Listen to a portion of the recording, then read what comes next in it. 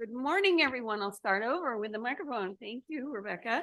Welcome to the 166th regular meeting of the South Slough Reserve Management Commission. I cannot believe it's that many meetings. Okay, well, I haven't participated in all 166, but part of those. So great to see you. I'm Vicki Walker. I'm the director of the Department of State Lands and the chair of the commission.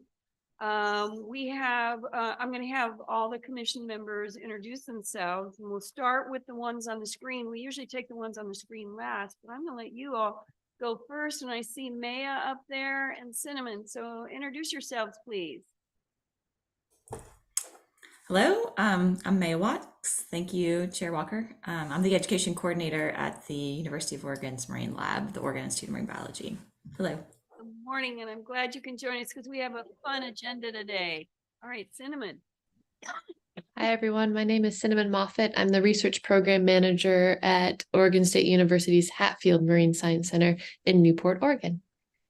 Yay. All right, thank you. Well, we'll start at the end here. Rebecca is not a commission member, but she's sure a valuable member of the South Slough team. So introduce yourself. Rebecca Muse, operations manager, South Slough. All right, and our newest member. Good morning, everyone. My name is Karis McGahey. I am the superintendent of Tuesday Public Schools. Yeah, nice to have you here. Good morning, I'm Bree Yednock, reserve manager at South Slough Reserve. All right.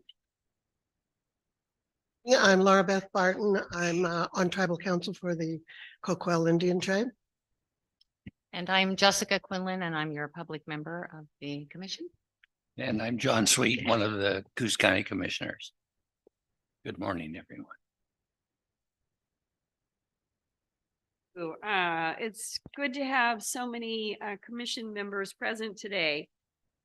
So we have minutes before us. We have guests on the screen that will be appearing during one of the presentations. So we'll wait and introduce them. And then we have a full room in here, which is awesome. So the first thing we have on our agenda, team, is review of the meeting minutes. And Kathy does such a fantastic job. I read through them last night. Could I have a motion to approve the minutes of the 165th regular meeting on September 27, 2023? I'd like to make a motion to approve them, and they are very well done. Thank you. Yeah. And is there a second? All right, thank you. Any discussion, any changes to the minutes?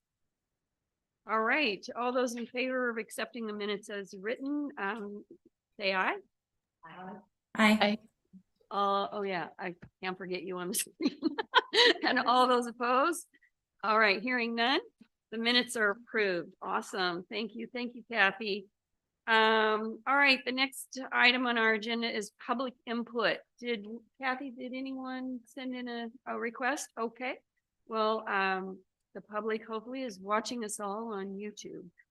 Our next agenda item is, this presentation I have been waiting for. It is the Visitor Center entrance improvements, and the Friends of South Slough and our contractor HGE will make the presentation. So who's on deck for that? Okay. I can introduce everyone on this. So this is a project that the reserve has been working with FOSS for about 8 to 9 months. It started a couple years ago when we acquired the 2 key properties at the entrance. These acquisitions were made possible by a NOAA PAC grant, as well as support from the Friends of South Slough Reserve. The goal of these acquisitions was to create a safe and welcoming entrance to the reserve, expand accessible parking, and add infrastructure to establish secure and reliable internet and network connectivity for the visitor center. With the completion of both of these transactions, the ownership is now transferred to the reserve, and we are ready to move on to the next phase, which is designing and coming up with what we want to do with the visitor center parking, road, and the entrance. Late last year, FOSS, our friends group, approached the reserve management with the generous offer to contract a local company to develop an engineering plan and designs for the renovation of the entrance to the visitor center. FOSS was prepared to fund the work themselves and oversee the contract. This concept was approved by the Management Commission back in December of 2022. In March of 2023, FOSS contracted HGE Incorporated and Civil West Engineering for this project, and we have representatives here today to give us our presentation. The contractors, FOSS, and Reserve Management met multiple times over the last 8 months to come up with a design to meet the reserve needs, as well as keep the rural and natural feel of the visitor center. Comments and suggestions provided by reserve staff on draft plans were incorporated where possible as the group moved through the design process.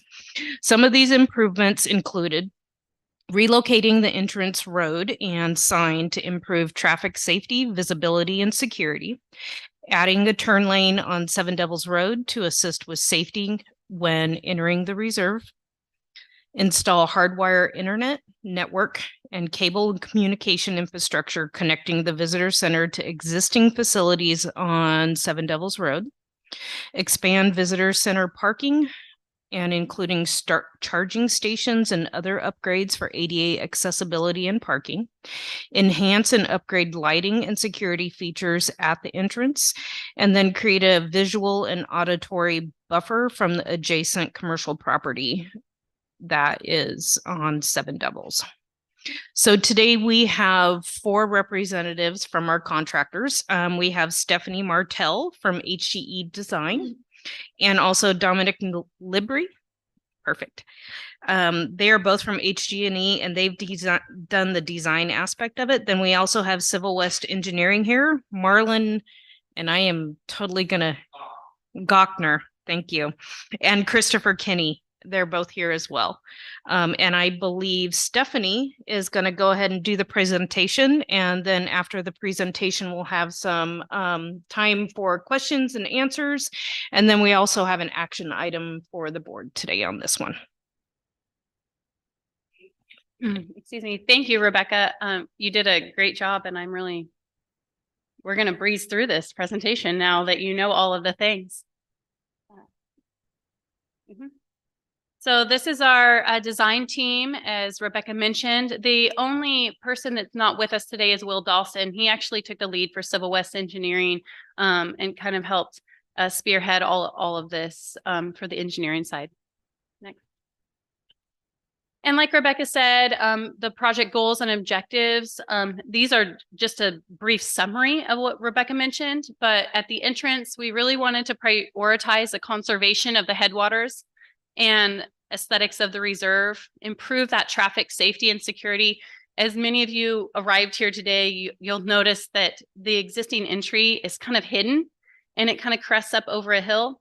So as you can imagine, being a bus driver with bus loads of children, how difficult that may be of trying to navigate through that entry with the existing planter island and sign where it's located. So we wanted to make improvements upon that.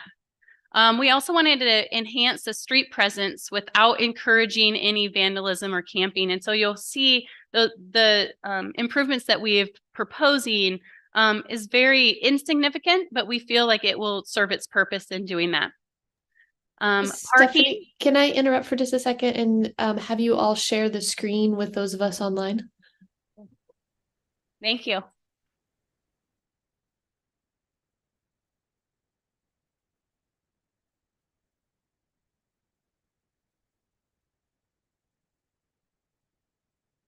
Oh, wrong one.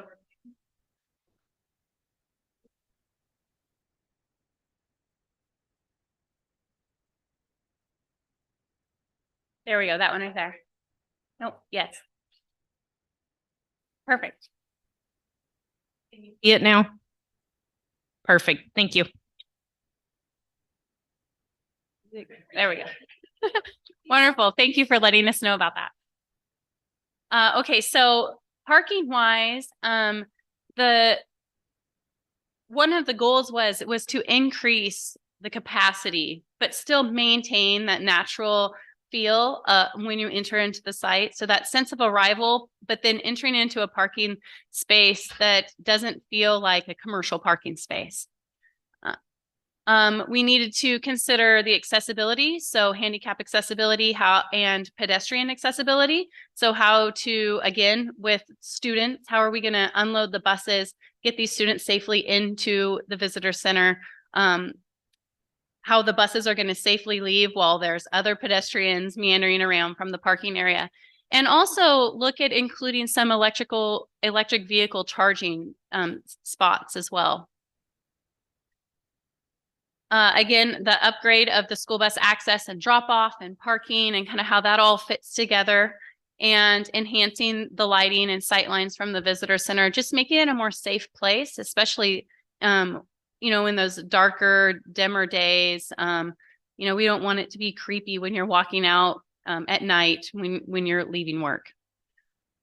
And then overall, Rebecca talked about this a little bit, but we just need to have better internet connection here. Yeah. So Civil West is working on that utility side of things and improving the underground internet services, maintaining the visual and auditory buffer from the adjacent properties.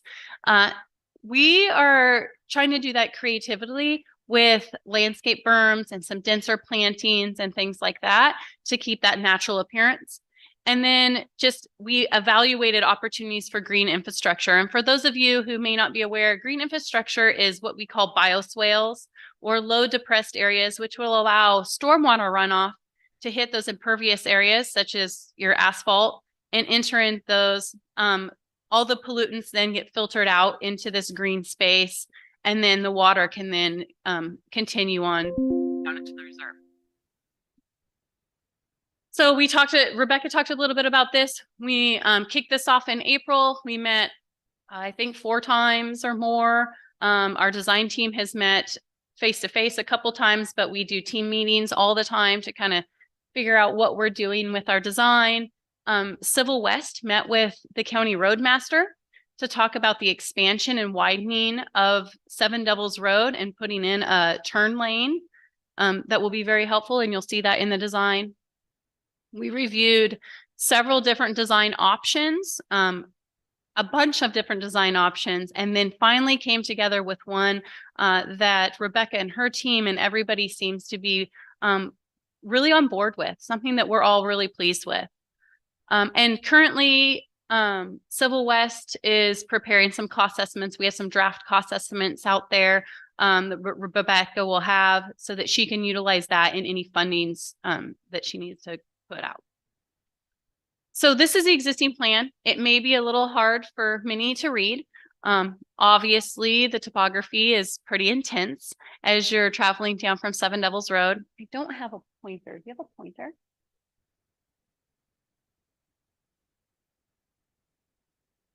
You hear my pointer? Okay, so up at the top, you'll see Seven Devils Road and the main entry. And I may yep, up here, right? Oh, don't know. I don't have a laser. Okay. And that's the main entry. And you can see kind of the road is coming down and meanders down till you get to the green building down below. As you can see, there's not very many parking spaces out there, as many of you who attended today probably had to park on the shoulder or in a grass spot. So to make improvements in the parking is really a great goal. Yes, let's see. How do I do that? Do that again. Red button. Okay, yeah. So this is where I'm talking about the parking here. So this is as you come down, this is the main parking lot, and then you circle around. This is the big treed island right here. And then you come back up and out to Seven Devils. So this is the lot right here. And I'm sorry for those of you online who can't see where my pointer is, but this lot up above on Seven Devils is that space that was recently acquired. And that's what we're looking at for this entry drive. Next slide. So this is the final improvement plan that we are proposing for this. And as you can see, I got one too. Thank you though. As you can see, we're proposing on widening Seven Devils Road and creating this left turn lane to be able to get into a new entry space. Down here, down below is the existing entry drive. That space will be abandoned, and we're proposing this being the new one. As you drove by the site, or I encourage you as you're leaving to look at that space. You can see there's an existing concrete pad. It's kind of open and clear. And as you're leaving, you can see that there's kind of an open clearing, and South SLU has put in like a little split rail fence to prevent anybody from wanting to drive up in there. And that's really where we're proposing this. So this is a concrete pad is up here. And then down here is where that split rail fence, obviously we're widening it significantly, but it just lends itself to the natural grade and natural opening within the trees so that we're not removing a lot of trees. You can see that with this plan that we have, and as I said, we've gone through several different reiterations of this, but this is the one that we're only removing about 4 trees in that whole plan, in the whole concept, which is pretty amazing considering that we're, creating a circular drive and all the new improvements to come in. I'm sure you've been told about the Lee property. Mhm. Could you show us where on the old road the Lee property? Yeah, can you go back a slide? Yeah, right in there. So even though you say we're abandoning the old entrance, isn't the Lee property going to be using some of that? Yes. And Rebecca, you want to touch on that? Past, we've discussed the land swap, and that includes the current entrance will be swapped out to the Lee family, and then there will be another piece of property that will be swapped to the reserve, which is farther down the driveway, a little bit farther down, approximately. I don't know where. Show me.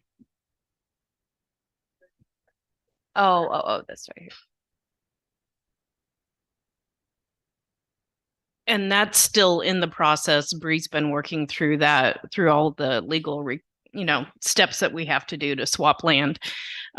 So the current entrance, we will be giving to the Lee family, and then they will be giving us a piece of their property of equal value in swap. So they will continue to use that entrance for their commercial work through the pallet business. Clear, Yeah. because while we're abandoning it, it's going to be used by the Lees, but you won't be able to access it all the way down. No, you will Okay. not. Okay. And if you go to the next slide, you'll see what we're proposing here is this split rail fence that is similar to what is already here existing at the reserve with an automated gate, a gated entrance, and then that split rail fence will run kind of where the vision clearance line is, kind of through the trees, down along the face of the property, cut back right there, which is, I believe, close to, if not on that new property line, and then kind of come back, dive back in here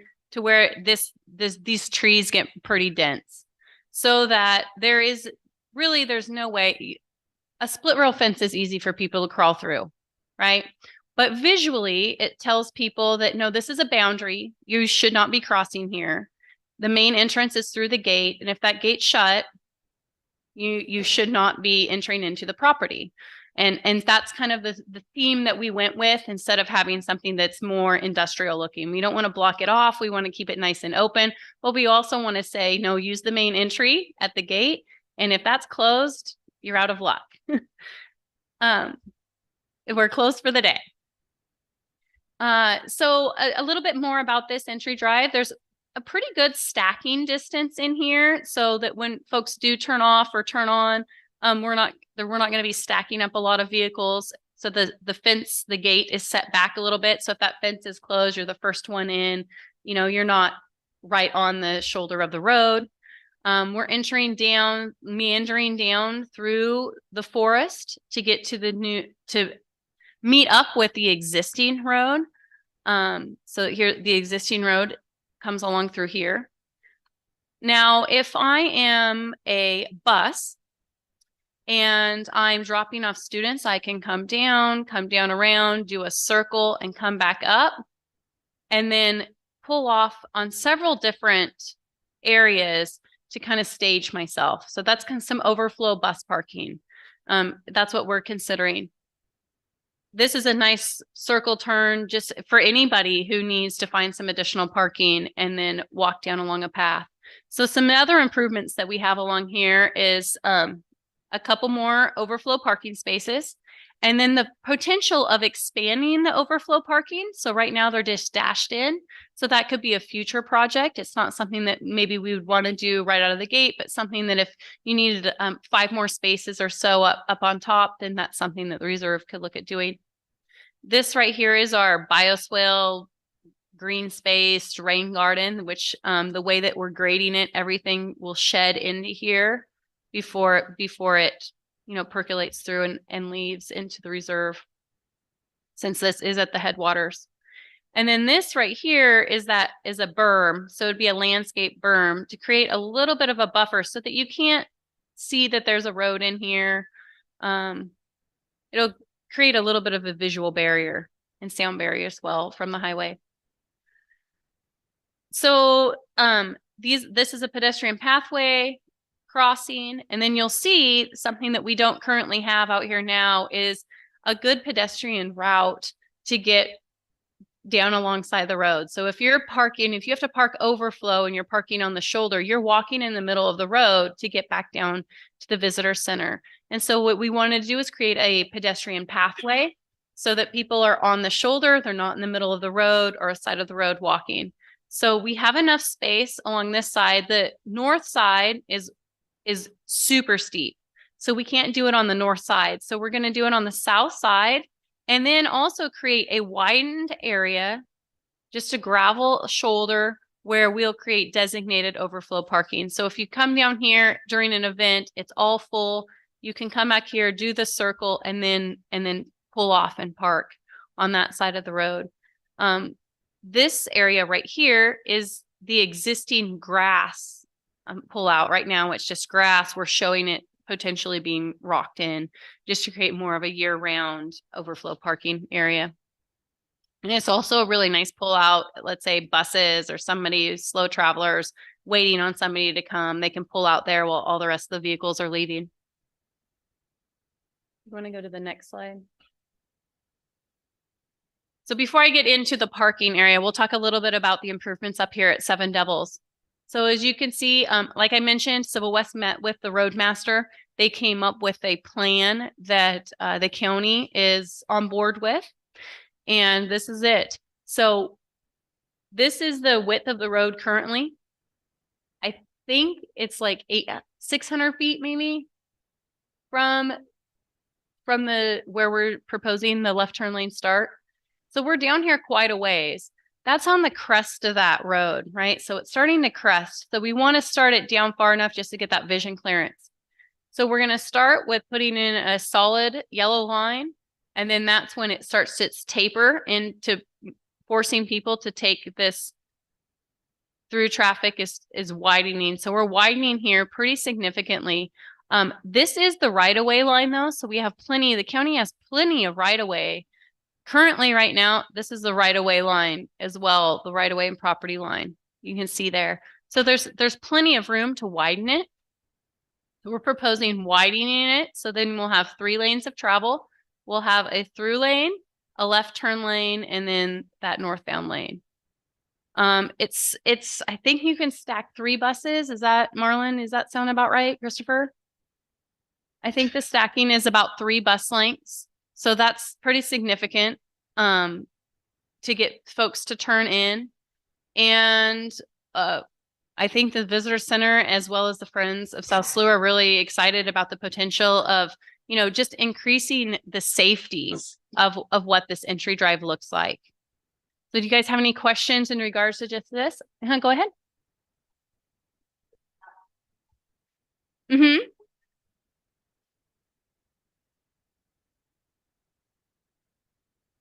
Well, vision clearance wise, there's not really any concerns coming from the other way. It's pretty straight shot and you can see up ahead, plus you're doing a right turn. So it's much easier to do a right turn. I mean, vehicles aren't supposed to be traveling at 70 miles an hour on this road, although lots of them try to do that. So, and so, no, we did not have any concerns with that northbound traffic. It's just the southbound. Anybody else? Question? Yeah. Okay, next slide. Okay, I think we talked a lot about what's happening up here. Does anybody have any questions or comments or anything regarding this? If you walk, yeah, go ahead. And that has to do with what she asked also about the entrance. Oh, this is Jessica Quinlan, Commissioner talking. The entrance for the pallet company, will that be labeled as like their entrance so that as you drive by, you won't even think South Salut? You'll think, oh, that's the entrance to that business. Go ahead. We really haven't went there yet, but once the land swap, gets exchanged, I would think that would be up to the Lees to identify their location. We're not sure right now if we're going to do a totally new sign or if the current sign that's at our entrance will be the one that we use and we'll just move it down.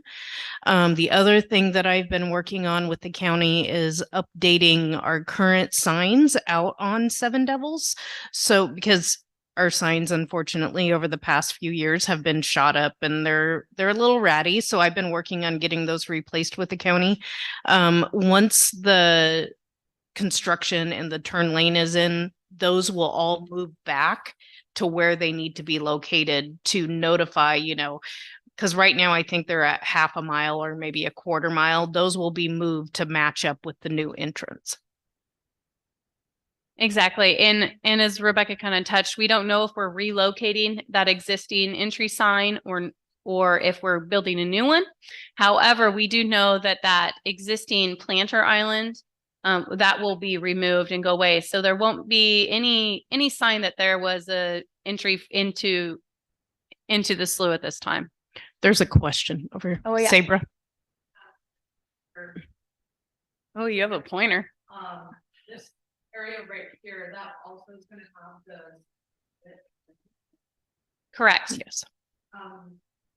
in your that's enough to stay into that area and kind of be slash, kind of really have to less. That's enough to save kids from I doubt that we would actually have buses loading and unloading up at the entrance. It's more going to be a staging area before they go back down to the visitor center to pick up kids after their lunch or after their, event here, and then it would exit back. I doubt that they would be up there, loading and unloading out of the bus. I agree. I mean, that's what we talked about in the design wise, and kids are kids. I mean, you could put a 6-foot chain link fence there and they may try to climb it.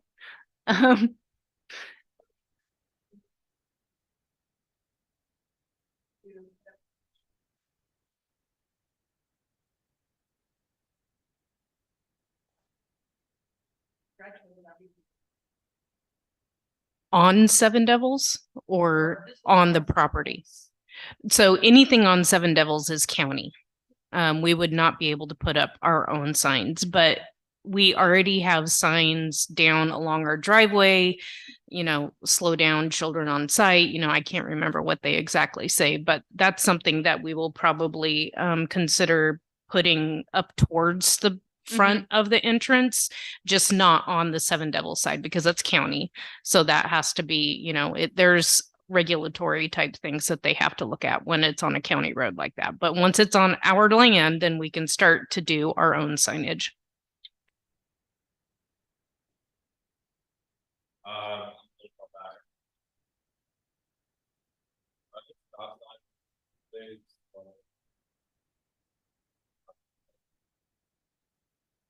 So there are not. The entry is 2-way. So this is the center line right here. So it's 2-way. This is 1-way, and it will be, we'll probably mark the pavement with an arrow that says 1-way. And And then same right here, this will be a one-way, so we'll mark it with an arrow that's pointing out so that it's very visible that, we don't want to put too many like signs, like it's a parking lot or anything out there. So just some simple pavement markings, we feel it will be sufficient. Anybody else? Questions, comments? All right, let's go to the next slide. Okay, so here is the parking lot expansion. And again, we were looking at making improvements for buses, and as well as having some overflow parking. So what we're proposing is this is close to the existing island. This island would be reimagined. I know that was a question and comments that came up through our design. The island currently has some vision clearance issues, not only for vehicles, but also for pedestrians and for pedestrians that are trying to get from one side of the island and over to the visitor center. And so what we're looking at, because we need to do some significant regrading just to make everything work, is that island will be cut down. But because of that, we will make significant improvements to the island by having some bioswales, so green infrastructure proposed on either side, and then restoring these areas with some native vegetation, so that it's low enough where you don't feel like the boogeyman's going to jump out and get you, but it also has that same feel that you see all around you when you're down here at South Slough. So if I'm a bus, I'm coming down, this is your through lane. And again, we'll have some pavement markings so that folks will know that. And then this will be, kind of the drop off area where the students can get out, walk across, and then the bus ends up leaving. We could be staging buses here depending on how many buses are on site during the day. They could end up actually parking in those spaces. We just created this wide enough so that we could have all of those different scenarios play out. We created some angle pull-through parking again, so these buses could potentially pull through and take up 2 parking spaces if need be, and then pull right on through and exit. As well as creating that angled head-in parking here. And then this area you'll see is kind of our phase 2 parking expansion area, where we're creating some more passenger vehicle parking spaces on this side. So these would be more pull-through bus spaces if they need them. These would be more passenger vehicle spaces here. And again, this pedestrian walkway that comes through, they have an opportunity to cross right here. This crossing may or may not occur depending on when this happens. So I could see the crossing happening over here to get folks into this area, and then crossing and crossing. Or you can come down along here and cross. We don't want anybody coming in behind vehicles when they're headed in and parking. Let's see this. We've kind of changed the radius of what this turn looks like so that we can still have some parking along this head-in parking along here, but also allow for buses to come down to the road here. These little blobs of black are sight lights. So we'll have some sight lighting happening, basically at those intersections where pedestrians and vehicles will come in, interact with each other. I don't want you to think that they're going to be like parking lot lightings that you would see in a commercial area. These are going to be very unique to South Slough, maybe even similar to the wooden ones that you have now, just something that is that will light up the area so that it creates a little bit of sense of security and safety. Let's see. So drainage wise, everything will drain into this one, overflow into this one, and then this is the overflow area on that side. And then we have a couple electrical vehicle stations. I think we've decided we were going to put them up front, and then we decided, let's put them back here, so that they'll be kind of back here in this first bank of stalls, so that we keep these spaces up front opened up for those who really need to park close up. So any questions or comments about the parking expansion? Go ahead. This is Laura Beth Barton. I was concerned about the loading and unloading in front of this facility, Mhm. the buses. And I can see people coming around, trying to get around the corner and up to the parking area, and buses unloading school children across the road, perhaps putting the kids in danger, or backlogging cars that can't park because they're waiting for the buses to unload. Yeah, that's extremely valid point. Just based upon this design, one concern, design team wise that I have is that we had the crosswalk up here matching with this so that your student would get off and they could find this crosswalk here. But we actually moved it back here and we may even consider moving it farther back because of that. Just because when you do come around, we want them to be able to cross in the safest location possible for that vision clearance. So that's something we'll still work on once the design progresses for sure. Mm-hmm. Go ahead.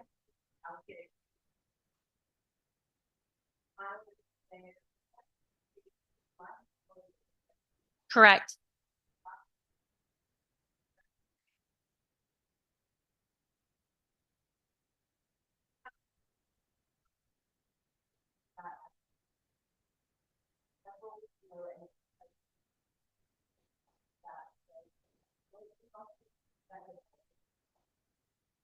Yeah, I mean, we really haven't gone through that a whole lot, but we don't necessarily want it to be built back up like it was. We do want it to be more level. And with just the way that the grades are working right now and how we want that green infrastructure to work, it will probably be gradually sloping toward those lower depressed areas. And one of the issues that we were trying to solve with bringing the island down was line of sight. Currently, from the visitor center, when staff or the public park in the back parking lot, there is no line of sight with the visitor center, especially during the winter time when people are leaving. It's dark around here at 4:00, pretty close to it. And we have staff going out, or we have the public going out to those outer parking areas, and it's very dark. So that was one of the things that we were trying to solve with bringing the island down, so that we keep that line of sight security wise. We're also planning on the light areas that Stephanie mentioned about putting a light out there. We're also looking at security cameras on those same posts to assist with that security aspect. So. Okay, any other questions, comments? Go ahead. Hi, I'm Karis McGahee. First of all, I want to thank you for the consideration about the buses. I think it's great, all the planning with the staging area and the drop-off area near the center. I think so thank you. I do think it will be hard for buses to do the last option you talked about the pulling those double spots. Unless you direct the bus drivers to go all the way out and go around, because I don't think the radius to turn left to go back to pick up the kids is. No, that's correct. That's the So intent. They'll have to go all the way back out and around. We'll just need to need to make sure the bus drivers know that so that they don't get stuck doing any. The other thing I want to ask about is your pedestrian pathways. What is the ADA design for those? So grade wide, we haven't really got into like what the surface material of that would be yet. There's some other options that we've used in the past for trail systems, for trails that are ADA accessible. And so the one up on top here, we're proposing that kind of be one of those proposed, like a decomposed granite or something similar to that trail surface that's ADA accessible. And then the one down below may be similar or not. That's just something we have to explore in the next design phase. We haven't really got there, but that's a really good point, is that we want all pedestrian pathways to be ADA accessible. Grading wise, it all works. Just surface wise, we need to figure out what works best to be maintained for South Slough. Did you say how many, or is there a difference in how many parking spaces there are available with this? Oh, pop quiz. Dom, do you know the answer to that? Rebecca might have it at her fingertips.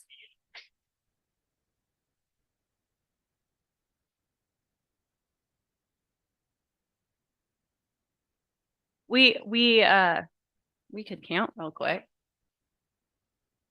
Do you want to go back to the first aerial? Like, keep going. One more. It's not super important. No, let's just count real quick. Let's see. So we have 37 if we include in the new version, if we include the gravelled areas in the phase 2. Currently, we only 18. have 15. 15. Okay.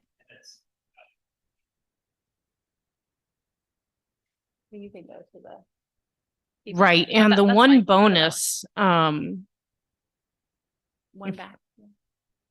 to this option here is we have the gravelled areas along the driveway for overflow, where now we don't have that at all. When we have large events, literally people are parking on the road and it's a one-way in and one-way out. So that widens it so that we have still a two-way driveway along with some parking on the side. Did that answer your question? So it's a significant increase from what's existing now. Just for those of you that are not familiar, when we have large events where we have multiple buses, for example, natural resources days, a lot of times the buses come in, they drop off the kids, and then they have to go all the way back out to Charleston to park and wait for their time to come and pick up again. So this keeps them on site and gives them the opportunity to be able to, number one, save fuel because they're not having to drive all the way to Charleston and back to pick up kids. And it keeps them here on site safety wise. If there's an issue, if we need to evacuate, if we have the buses there, we can get them out quick. Any other questions or comments? I think if you want to go forward, I think that was our last. You have another one? Is that it? Yeah. So you can go back to that first one that we, yeah. So I think that was it for our presentation. Again, any other questions or comments, feel free to ask myself or any of our design team members or Rebecca. She's super knowledgeable in how this all came about. I appreciate your time and I appreciate being part of this project. So thank you. Thank you. And I have a question, Vicky. What's the expectation for the final design? Is this is not considered the final design? It's almost final. That's correct. So this is what we call preliminary design. So we've worked through all the preliminary design. We think we've came up with something that everybody agrees upon. This design itself can be used for any funding that needs to happen. Like I said, we're working through some cost estimates that will help Rebecca acquire that funding. And once funding has been acquired, then we can move forward on final design. So what we call construction phase. So construction document phase. So the questions that came up today, Laura Beth brought up some and Jessica and others about the unloading and loading of the buses. That's all stuff that's not really part of the design. It's part of the construction and how you lay it out. Correct. Yeah, we'll take notes upon that. We'll work with Rebecca on those type of things. The next phase, we'll be selecting materials. We'll know like asphalt thicknesses, road base thicknesses, how much cut and fill is required to meet the grades, all of the things that go into actually building the project or putting it out for bids for a contractor to come in and build the project for you. So we'll put that all together in that next phase. So this is just really this first phase of where the layout is such that you like it and that you can acquire some funding to pay for the project. So it's a little bit like a home remodeling project, picking out the tile and the paint and all that stuff. That's the next phase. That's the next phase. That's the fun part. All right. Thank you, Stephanie. Any other questions before she steps down? All right. Well, thank you guys so very much for having us. Yes, I appreciate it. So Foss, Christine, did you want to make some comments from Foss about this?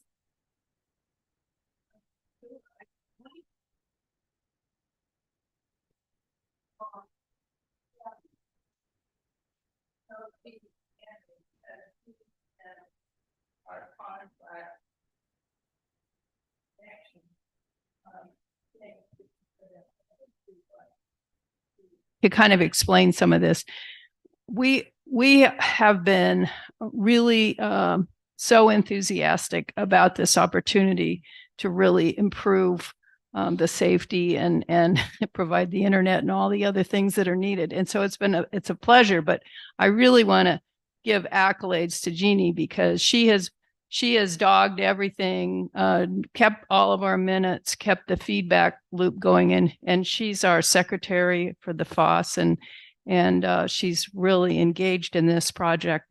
We are certainly prepared to participate at providing match when we can. We're kind of getting into these conversations that are going to be down the road because this is our contribution to the 50th celebration here. This is really an important thing that everyone needs, and I can't be more enthusiastic about having to be part of the project and make deliverables like this that Stephanie provided. They're really great, and thank you for asking. And Christine, I do want to acknowledge FOSS has paid for all of this work to date.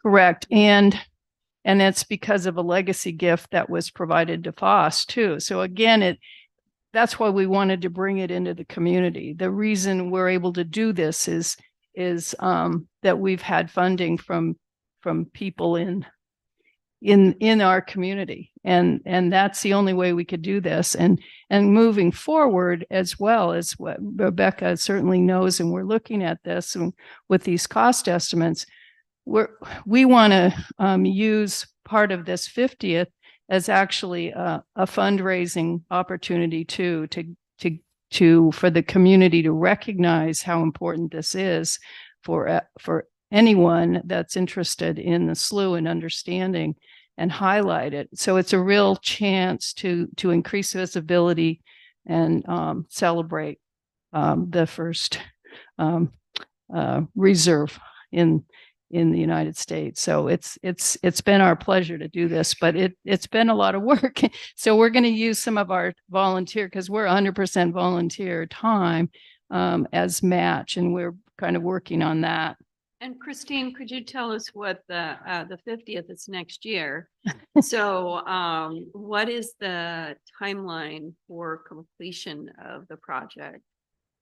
Rebecca, well, I'll let Rebecca answer I think those Rebecca has a questions. better answer for that. Yeah, I think those are dialogues that we're looking at all opportunities, and there are some that we hopefully can go down those roads, but it's going to be an intense couple of months here, and we're still planning on retaining our design team for that next phase as we need for any kind of consultation on that. So And I know that we are going to have a land board meeting here in August of 2024.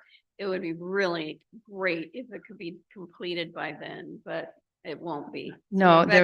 there's No, unfortunately, it won't be I'll completed. let Rebecca, but if we can really highlight this and really put together a funding scheme, that will be an amazing contribution and visualization for the future. So thank you for the opportunity to talk about that.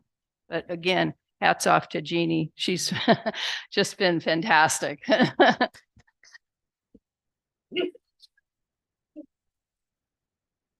Rebecca, you want to fill us in a little bit on the timeline, and then we'll move on to our next agenda item. Yep, I sure can. So I'm currently working on budgets for applying for a NOAA PAC award come first week in February. And PAC, for those that do not know, is a NOAA opportunity specifically only for the reserve system. We can apply once a year for this funding. PAC means procurement, acquisition, and construction. So there's some very specific rules around those things. And I would say probably in the last 6 to 8 years, we've been taking advantage of these opportunities to do a lot of construction and acquisition within the reserve. So based on the design, we have some estimates for costs that we're kind of still working through. We've had to add some additional dollars to the original quotes just to make sure that we have an additional 20% give or take for some additional engineering if it's needed. Because of the size of this project, it will also have to go through Department of Justice and DAS procurement. So there's additional costs wrapped around those. I added another 7% overall for that, and it should cover pretty much all of those costs, totaling about $112,000, give or take. So the total for this project without the match will be almost $1.7 million. And that in your packet, you have some of the very first version of our cost estimates. Like I said, there's been some additions, and that starts on page, I think it's 24. Yes, 24. And they did a really good job of breaking out into alternatives. So if we get to the point where we need to make a choice, what do we do now? And then look at phases for the future. They did a great job in breaking this out in different alternatives. So alternative 1 is just an entrance property. That's just that new entrance and any development we have up there. The second one is adding the additional parking in our current parking lot, as well as the pathways alongside. Alternative 3 is additional parking. So really adding more parking, adding the new lights. This also includes our internet connection to the visitor center, which is a huge high priority for us. Just to give you guys an idea, we're currently running on a generator to keep our network going so that we can stream this out to our participants online.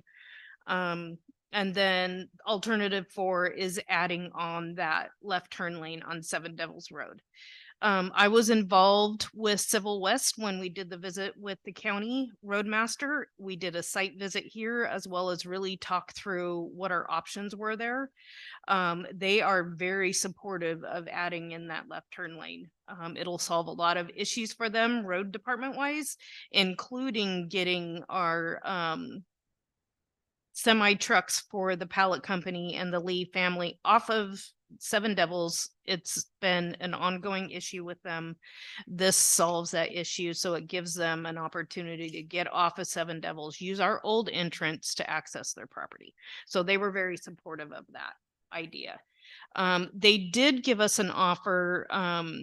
So any costs wrapped around that left turn lane will have to be on us to provide. A little bit, it's about. That's not included in your 1.7 million. It is included. Oh, it is. It is included.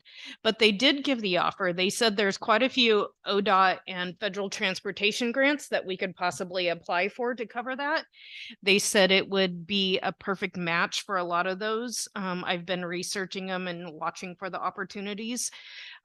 They also gave us the option that if we find a grant that as a state agency, we are not allowed to apply for, they would be willing to apply for the grant for us and run the project through the county road department. Did So you know that, gentleman? he does now. They're great to work with. Yep. They're great to work with. And if we have that opportunity, we will definitely take advantage of it. So when we get down to the brass tacks on what this is going to cost, like I said, it's just under 1.7 million. For that level of a PAC award, we have to come up with 30% match. 30% match is just under $700,000. I've done some rough estimates based on Foss's contributions to the design. They purchased part of the entrance on their own without federal funding. The other property at the entrance was federally funded. Even though we had some match from Foss on that portion we can't use, but I'm getting creative with our match to make sure we make that $700,000 match. It'll be made up from Foss's in-kind match, staff time. We are allowed to charge 20% admin of the entire grant. So that will include all of our procurement costs, my costs for managing the project, Bree's costs, things like that. So we are right there at the match. Vicky, you have that in your email to approve. There's a letter that needs to go to the legislative. Oh, yeah. Yeah, it needs to go for our ask to get approval to apply for that grant Monday. And the one thing that I am requesting of the Management Commission today is approval to apply for that funding. So does anyone have any questions on what I've covered so far? I want to know what grubbing means. Clearing and grubbing. Who on this team knows what grubbing is? Oh,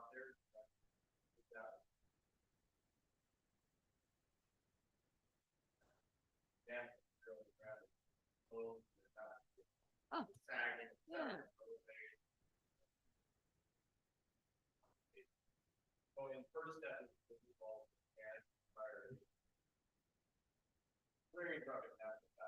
Okay, I was just curious. Okay, that was my question. Paris? Hi.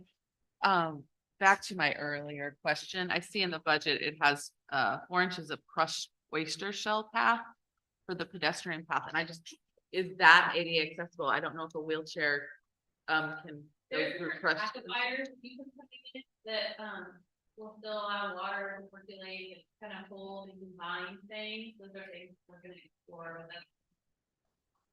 them. And we have an abundance of oyster shells in Charleston. We do. I just want to make sure that all of our students get to participate. Yeah. So, yeah, thank you. Great. That it was a huge piece of our design, was making sure that whatever we're doing is going to be accessible for all populations to be able to come and enjoy the reserve and the visitor center. So that is a priority for us. And I think the main thing is these numbers gives us a number to go from. Coming up with a design for our construction projects is always hard because there's always costs involved. And in our normal budget, we don't have additional funding to come up with a design for our projects. That's why I'm very thankful for FOSS for funding this, because in normal situations, we kind of go into our grant applications kind of blind. We make best case scenarios, but there's always going to be changes. I think this PAC award, out of the last probably 6 or 7 I've applied for, I feel like we are more prepared than we ever have been because of this design. And I think we have a really good chance of getting it. So, any other questions? Yes, there's a question on the screen. Cinnamon. Rebecca, can you talk to me a little bit about alternative 3 and why the internet is wrapped up into that expanded parking? It sounds like you're going to go for everything for funding wise, but in the way that this is broke out for me, at least there's alternatives so that maybe we can select alternative 1 plus alternative 2. I'm just curious about how the internet got wrapped into alternative 3. Mainly because of impact on the road. So to get our network from Seven Devils down to the visitor center, we need to directionally drill underground. That's one of the things that made it very cost prohibited when we tried this a couple years ago. With doing it at the same time as we're doing the other earth movement, it will, basically help us do it all at the same time. Doing it significantly more expensive than wrapping it up into a project like this. That's the main reason why it's in alternative 3 more than the others. Okay, thank you. And just a reminder to everybody, when you all are speaking in the room without a mic, those of us online cannot hear you. So just a little reminder that way. Thank you, Rebecca. Yep. Any other questions? Maya, you have any questions? No, I think you've answered a lot of the questions I had written on the side. So thank you. I like the proposal, and the alternatives are kind of a nice layout of priorities. Thank you. And my plan is to ask for the full meal deal. Might as well shoot for the stars. And if we can't get it all, then we'll figure out plan B. Okay.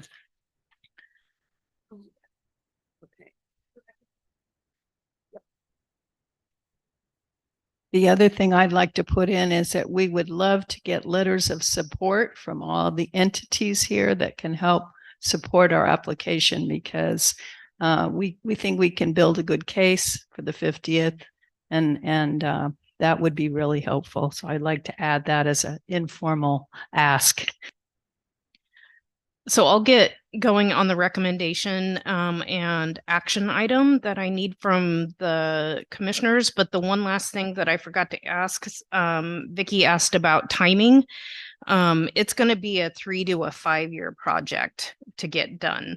The county road department said the first 6 months will be 100% permitting if we can get it done in that time frame, just because of the road. County road that is involved. So I would love to have it done by the time the land board comes on, but it's not going to happen. Okay, so the recommendation is the reserve recommends that the management commission accept the project designs and authorize the reserve to apply for the 2024 NOAA PAC grant to fund the improvements to the visitor center entrance. And that grant will be for the full amount, the 1.7 million, as well as the match of just under 700,000.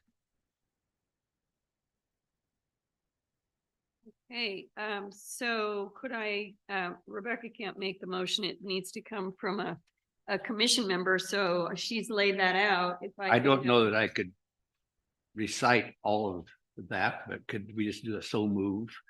You could move the recommendation. I move the recommendation. And there's a second by Laura Beth Barton. So any further discussion on the motion? All right, then let's take a vote. All those in favor of the recommendation on this fabulous project, say aye. Aye. Aye. All right, opposed?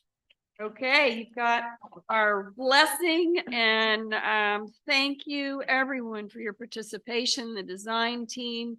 This is the engineering folks, everybody that's worked on this project, and we look forward to the next 3 to 5 years together.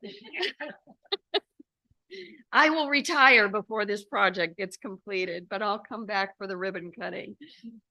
All right, Karis has a question. Yes, this is Karis McGahee. I just one request, if you would like letter of support, if you all could send out the interested organizations a sample or a draft letter of support, we would really appreciate it. Thank you.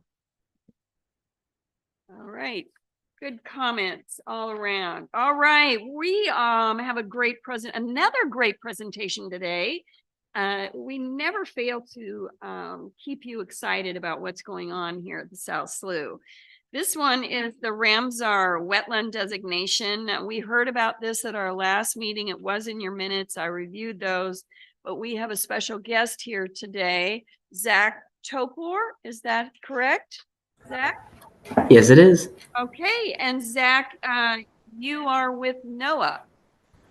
Yeah, so I am this year's 2023 Sea Grant Fellow. So I'm a Canals Fellow in the Office for Coastal Management. And one of the things that I'm working on this year is trying to coordinate with the reserves to get as many of y'all designated as wetlands of international importance through the Ramsar Convention.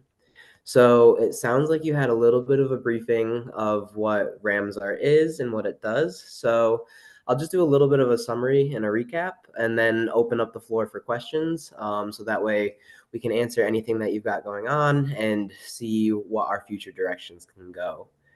So what is Ramsar? It's a international convention. So almost every country in the UN has a Ramsar wetland. Go Zach, ahead. can you hear me? Yes. Sorry, I wanted to note that Erica Seiden has joined us as well from NOAA. Nice. And I don't know Erica's title, but she's with the Office for Coastal Management and oversees all of the reserves, so the National Estuarine Research Reserve System. So I'll pass it back to Zach and let Erica, I don't know which of you was gonna take the lead, but I didn't know if you knew she was on. I did not. Thank you for the heads up. Erica, do you want to do the introduction and No, I don't want to interrupt the flow. Thank you, Bree, for introducing me. Zach's on a roll, and I will augment and but thank you for having us here and allowing us to talk about this and opening for questions and dialogue about it. So proceed, Zach. Thank you. I'm the program manager for the National Estuarine Research Reserve System and the Ecosystems Program in the Office for Coastal Management. So that's a mouthful. That's my title. So we are working together to try to get the system, the whole reserve system, designated as wetlands of international importance. And so to do this, we are going one by one to the reserves. A few of them have been designated already, such as the examples that we gave you for the California reserves. But basically, this is a designation. It is a title. It is a recognition of the importance and uniqueness of your ecosystem, in this case here at South Slough, that deserves attention and protection through acknowledgement. The benefits that we see is the ability to open up conversations, either through international collaboration with the Ramsar Convention itself, but also as one of the examples with California is they have a sister estuary in Mexico. So they're able to talk across the different boundaries to do information sharing, which is what we see as one of the big advantages of this Ramsar designation, is that it provides this opportunity not only for us as the reserve system to share the wealth of knowledge that we've generated as a federal state partnership, as coordinated sampling with the swamp system, but also to pull in those resources that are across the world as well. So it's not only just another feather in the cap for the accolades that you have as a reserve system, but also an ability to share knowledge and continue to grow and learn as we are trying to manage and protect wetlands across the world. So Erica, do you have anything to add with that? No, I think that was an excellent description. And I think that oftentimes in local places, we're looking for the local benefit. So we're looking both from a local, regional, and a national scale benefit. We think that this recognition and opportunity really exists. So it could be that there are what they call regional initiatives and centers within this whole convention as well for groups of like-minded protected areas to come together and talk about high topic issues that are common. And one of the things, as we've had conversations with Department of State and Department of Interior, is there is a need for some leadership on some of these issues, which we feel like the reserve system is really well poised. And this isn't promising us to be leaders in any sort of way. It's just, again, opening the door to opportunity for conversation, knowing that we live in a very small world. It's going to become increasingly smaller, and how we can share the things that we're doing and also receive information about how to manage these kind of dynamic coastal management, protected area issues will be, really, really beneficial and create some opportunities into the future beyond our domestic influence. So I think maybe just opening up the floor to questions, ideas, thoughts, concerns, or however you all want to do it, of course. Yeah, this is Bree Ednock. I just wanted to remind the commission. So we did discuss this at the last meeting, and we had a one pager that I'd shared with you with the overview, and there were questions about the benefits that other reserves had seen as being Ramsar sites, and questions about the process of becoming a Ramsar site, some of the requirements. And so the document you have in front of you, the reserve and Ramsar, how designation status has impacted California's NERRs. That was prepared by Zach after reaching out to the reserves in California and speaking with their managers and staff to provide you with this information. So just kind of wanted to orient you to that discussion that we had. And if there were follow-up questions, that's why we had asked Erica and Zach to join us today.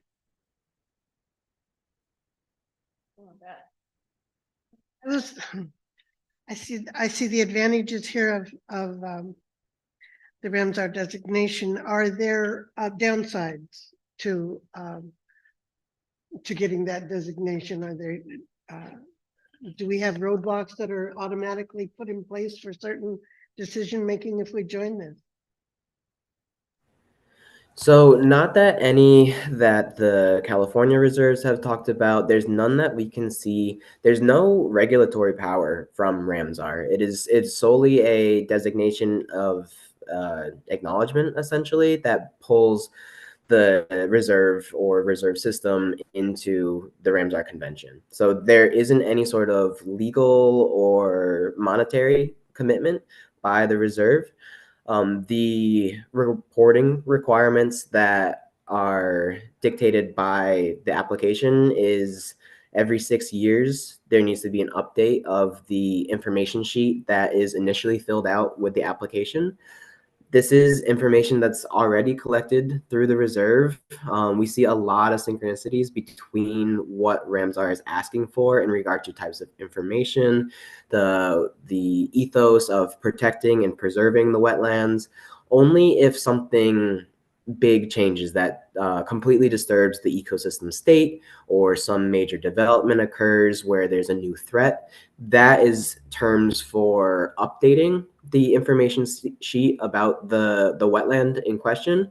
But other than that, I think it's every 6 years frequency, which is pretty low in regards to reporting, and that reporting is already kind of wrapped up in what the reserves have to collect and collate already. So we didn't really see much in the way of downsides. The time that it's taking to coordinate is the biggest one, but that's kind of why I'm here. That's my job, is to facilitate and make things as efficient as possible. So hopefully we can keep moving forward on that path. Yeah, thank you, Laura Beth. If you all look at pages 6 and 7 of your minutes from our last meeting too, there was a discussion about that. We all had voted to continue doing due diligence and having this presentation today. And it sounds like there are way more benefits than anything negative or any downside. And Zach apparently has just now volunteered to help the reserves that want to become Ramsar designated. So that's part of your job. And boy, we'll sure take advantage of that. It appears that the application process is pretty minimal from what I've been reading here, the documents that have been provided. So it sounds like a win-win to me. Sabra has a comment. Sabra Kame, I'm the Coastal Training Program Coordinator here at the Reserve. I wanted to ask two non-federal potential conflicts.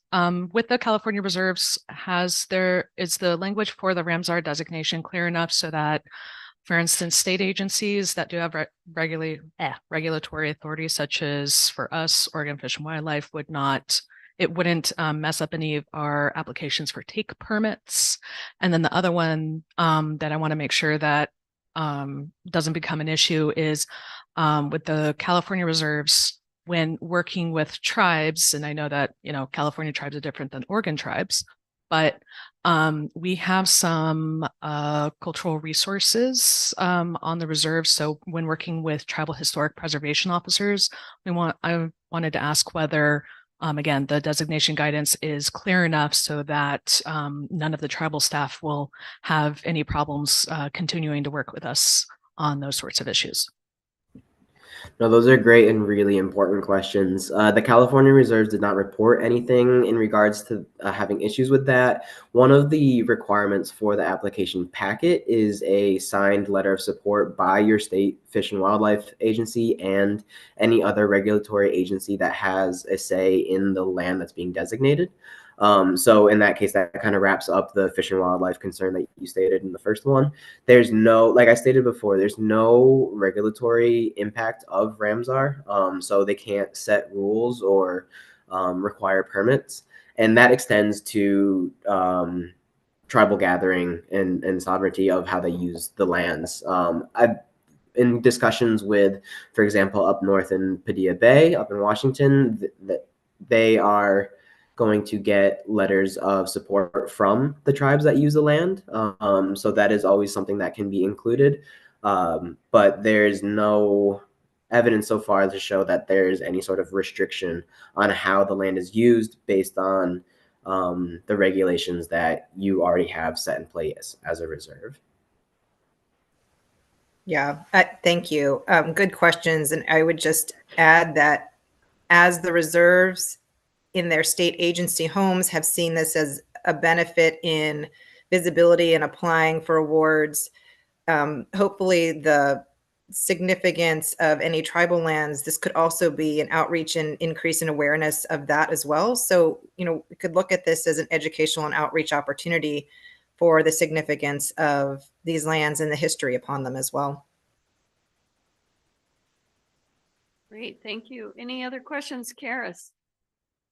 I'm new, so I have a lot of questions. That's good. I'm just curious, one thing I know when I read the minutes and looking at the one-page handout, there's this requirement around landowner endorsements, and one of the regrets from Elkhorn Slough was landowner participation.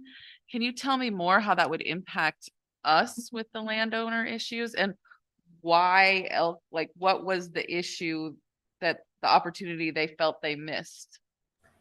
Yeah, they had some really enthusiastic conservation-minded folks that bordered their reserve and had a lot of land. Had they approached them and basically brought them into the conversation, they probably could have designated even more land very easily under the Ramsar application. The plan that we have going forward is to designate the reserve boundary. So any landowners within the boundary, that is what we are considering needing to have a letter of support. However, if you want to talk to adjacent landowners to increase the size of that is your prerogative. But we are, for this national push, looking to constrain it to the reserve boundary. So when Elkhorn was saying, oh, we wish we would have worked with landowners a little bit more, they were just seeing that as an opportunity to expand the possible designation area. Great question. Clarification 3, how many landowners do we have of the reserve? That's a great question. I was going to jump in and just say that the state of Oregon Department of State Lands owns the reserve. So the landowner, well, and by statute, the commission oversees the day-to-day operations of the reserve and maintains the management policy of the reserve. So we would need approval from the commission, as well as the Department of State Lands, which would need approval from the land board. So that's where we are right now, is requesting permission from the commission to move forward with this designation. And then we would have to bring it to the land board, most likely in February would be the earliest we could look to bring this idea to them. And that's where I come in, bringing it in front of the land board after we take a vote here. So any other questions or comments before I entertain a motion? Do we have a recommendation here? We don't. So what the recommendation could be as simple as moving forward with the application process to join the Ramsar network and have the South Slough designated as a Ramsar site. Does that work? That sounds great. Okay. I can just make the motion. I'm the chair. I can do that. So if y'all understand what I just said, and I know that Kathy got every word of that. We are recorded. And we are recorded. So pretty much the motion is just to become a Ramsar site, and that we support that and make a recommendation to the land board that we'd like them to approve. I'll second that. I'll third it. Enthusiasm. We have enthusiasm all around. All right. Any further discussion about that? Okay, hearing none, let's take a vote. All those in favor of becoming a Ramsar site? Aye. Aye. Any negative votes? No. Hearing none, we are off to the races. I'm so excited about this. I just think this is awesome and it's not a ton of work for the staff here. And we'll have Dr. Yednock come to the land board in February when that gets scheduled and make the presentation. And I am confident that the land board, the governor, the treasurer, and the secretary of state of Oregon are all going to embrace this. So thank you, our NOAA participants, Erica and Zach, for being online today to talk to us more about this. And thank you, Bree, and others here for the good questions and the background information. We appreciate it. Well, thank you for having us and creating the forum for it and your endorsement. And we'll continue to work forward and support you however we can in this designation. Right. Thank you. Thanks so much, everyone. Okay. Oh, now we have an even great, I can't say greater, but we have a fantastic presentation. Jamie, you're here today to give us a presentation about the South Slough Summer Camps celebrating 20 years. Okay, so we're celebrating the 50th anniversary of the South Slough next year. So that means summer camps didn't start when the South Slough began. So I think you're going to give us a fine history about when and why they all started. Thanks. I will introduce myself first while it gets my presentation going. My name's Jamie. I'm the education coordinator at the Reserve. And I wish I was going to give you a fine history. Actually, my greatest knowledge of camp is just the 6 years that I've been here. But I did find a pamphlet last winter that said they were celebrating 5 years, which made me figure out that this year, 2023, was 20 years. So I'm going to talk about our summer camp in 2023 and what it looks like. And I think that this 20-year celebration is what our summer science day camps have been like for about the past 20 years. But education, estuary education, has been provided by the Reserve since the 70s, since the late 70s. And I have met some people within the last year who taught outdoor school here in the 80s, and they called it camp then. So this is summer camp as we know it now for the last 20 years. So it's unfortunately, it's not a deep history, not a deep dive, but I have some numbers and some really cute photos to show. So we can go to the next page. And I was just going to give a general overview for folks, especially who aren't familiar, what we normally do in the summer here. And it's one of our, I would say, most popular education programs. So every summer for our own camps that we run, we have 5 science camps. We run them every other week. They're between 10 and 20 kids are participating in each camp depending on the age. And we usually have a theme. We generally have a theme. So this year for 2023, our theme was ecosystem engineers and how living things shape their environments. And we talked about living things like beavers, eelgrass, crayfish, mussels, humans. And then I was putting this together and I realized we also talked about dune grass. So we talked about positive and negative ecosystem engineers and how they impact the environment. And I'm just going to talk about each camp and share a little bit about what each camp did. And then I'll talk about some of our other ways that we reach kids during the summer. Thanks, Ed. So I think these pictures I showed last time, but they were so great, I had to reuse them. Plus the server was really hard to get to yesterday. So the first camp we do is usually the littlest kids. These are 5 and 6 year olds. We run it as a 4-hour camp, so it's shorter because they kind of run out of steam around, 12, 1, and then we send them home for other people to get their naps and their crazies out. For the Zoea camp, we usually have 16 to 18 kids. We like to be able to drive them at least up the hill if we go hiking down at the bottom at the Reserve. So we need to be able to fit them and all their lovely car seats into our vans. So we're restricted on the number of kids by those lovely car seats. And this summer, you can see by the little masks that one of the things we learned about were beavers, and we had a story that our previous seasonal education coordinator, Carrie Maddox, wrote about beavers. It was the Castor Sea beaver story, and it was a theme throughout the week. And you can see the students or the kiddos on the left are the left here in the room anyway, are trying to build a dam. So one of the activities that we carried through all of our camps this summer, it was really popular, was something that our current education specialist, Sophie, invented, where the students had a couple of materials that were similar to what, or they were some adjacent ideas to what beavers have, and they had to fix the hole in their dam, just like a piece of the story, the Castor Sea beaver story. And the students really liked that. They loved the masks. So that was our first camp, and some quotes up there. These are quotes from the surveys at the end that parents filled out.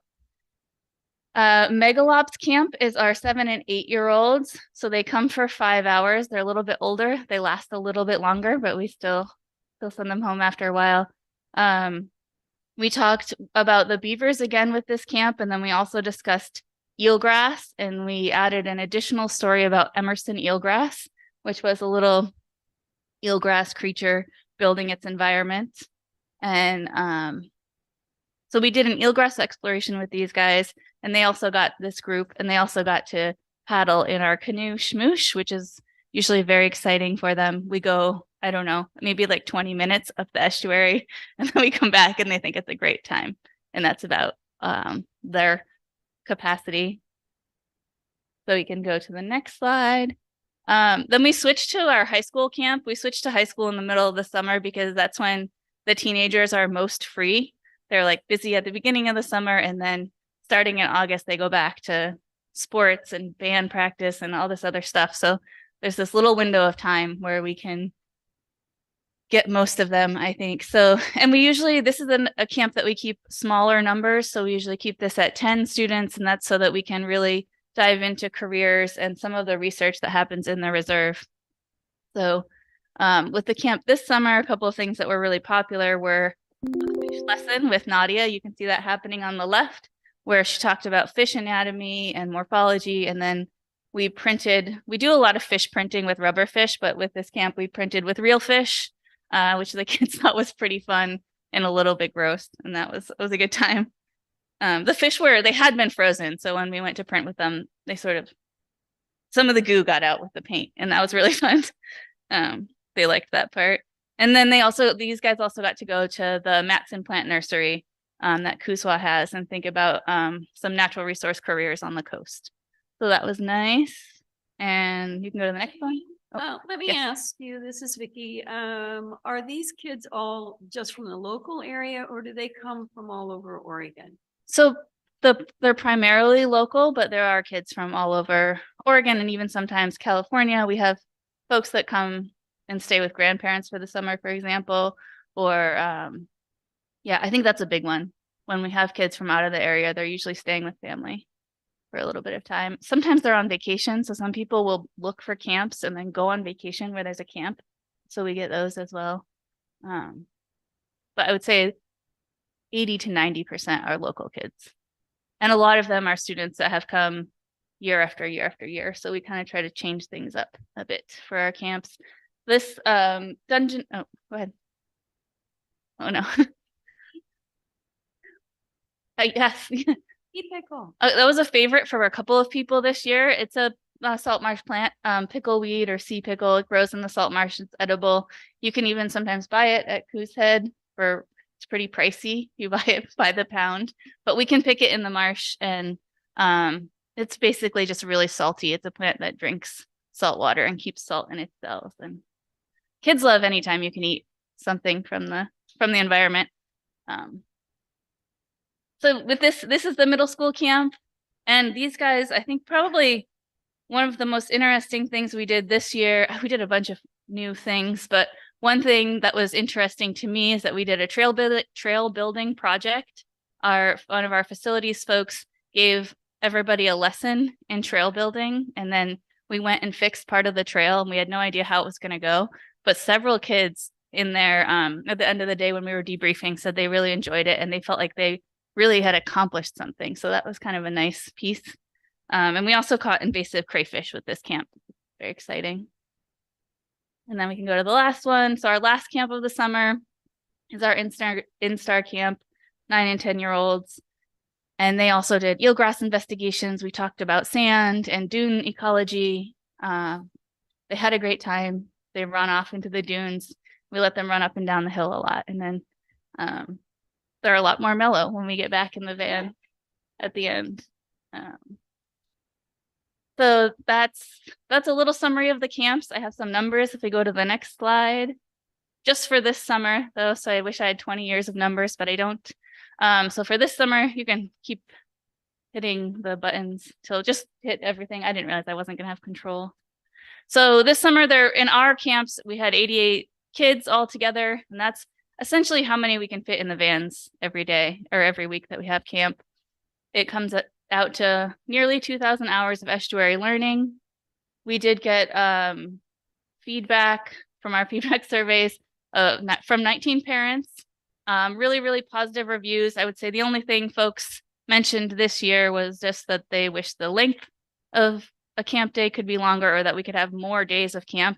But we're kind of, as campers and camp staff, we hit capacity. We're maxed out.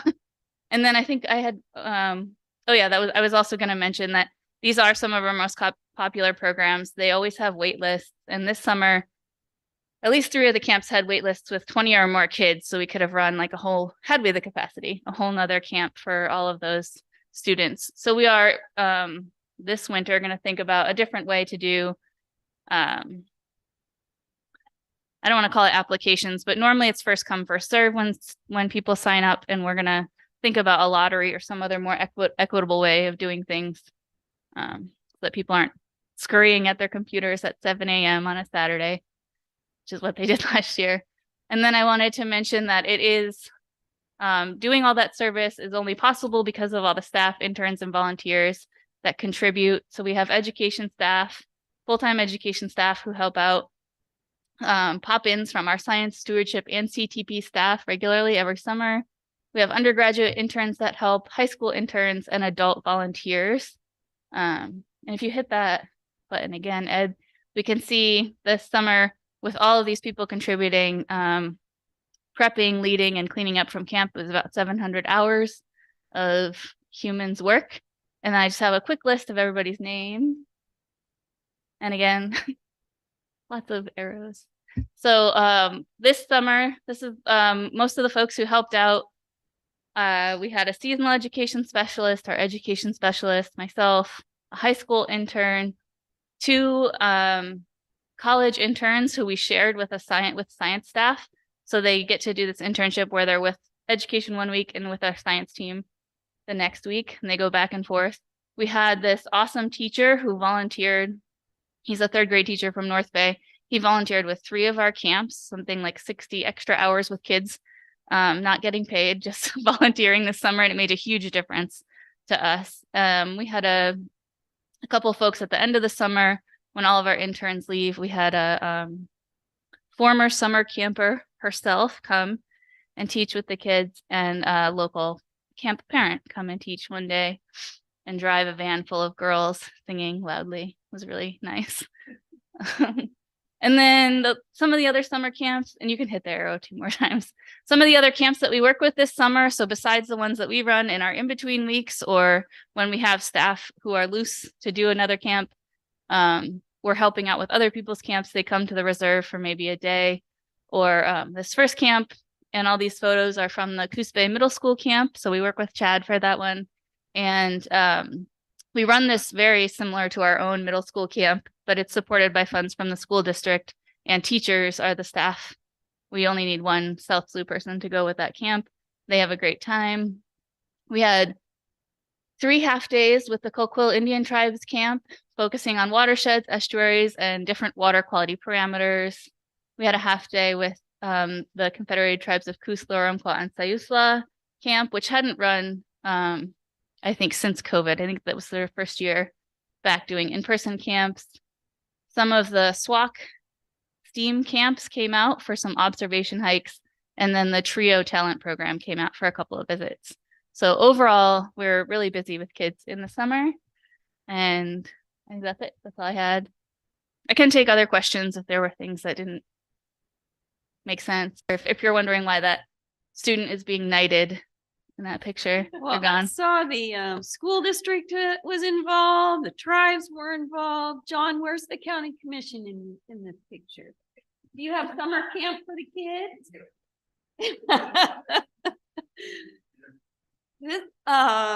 This was great, Jamie. It looks like a lot of fun, and I just keep thinking when I retire, I'm going to come down and volunteer sometime because I just think it'd be a blast. Yeah, we love volunteers. It makes a huge difference. If she doesn't even know what a sea pickle or a grub hoe is, I don't know if she would qualify. The kids would love to teach you that they're just fun.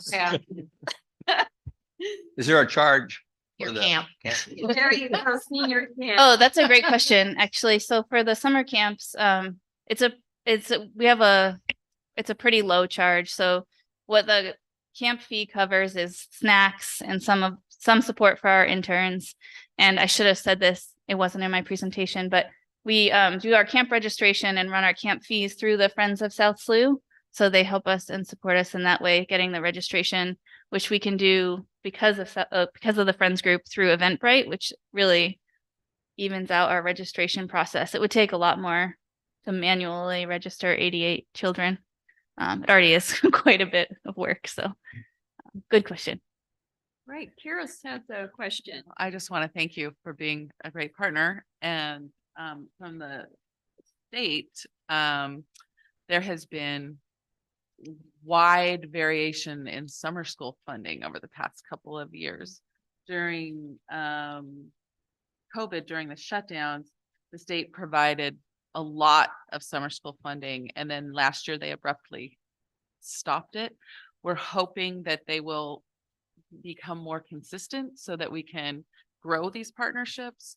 So please, I heard you're working with Chad. Please keep working with us. We're hoping the legislature will come up with a predictable funding source so that we can permanently work on expanding opportunities like this at no fee for our students. So we're hopeful for that. So thank you. Yeah, no, it was a great opportunity. So we don't charge for the other, when a group comes, for any of our student programs other than our camps, because we need that money for supplies, t-shirts, paints, little things like that we can't get in our NOAA operations. All of the other groups that visit, there's no fee. But then often they're providing their own chaperones and adults and transportation and snacks or lunches or whatever. And it has been great to work with the middle school students because it's a different audience than we normally get to sign up for our camp, which is really nice. So Kira, so I'm thinking, we'll be doing our budget in front of the legislature in 25. And we always go in front of the budget committee and talk about our programs. It will be good to have you come or write a letter and talk about how you partner with us and that you would encourage more funding from the legislature. Because I will tell you, I used to chair that subcommittee in Ways and Means, and the South Slough is a favorite part of our budget from almost every legislator on the committee. So we do make a difference when we indicate how much we bring to the community into supporting children in education. I would be honored to do that. And also just another, while I'm thinking of it, idea, we do offer free summer meals. So we might be able to partner. We do have funding from the state to offer. We partner with the city of Coos Bay and offer free lunch programs for students across Coos Bay. We might be able to partner with some food for some of your camps, the ones that don't have fees and such for our students. So there's some opportunities we can continue to work on expanding. I love it. So thank you. I have one more comment, and that is, have you thought about an afternoon wheelchair camp? Oh, I just Know what that is, but we're totally interested. Just an afternoon of touring and teaching about the estuary to those wheelchair bound.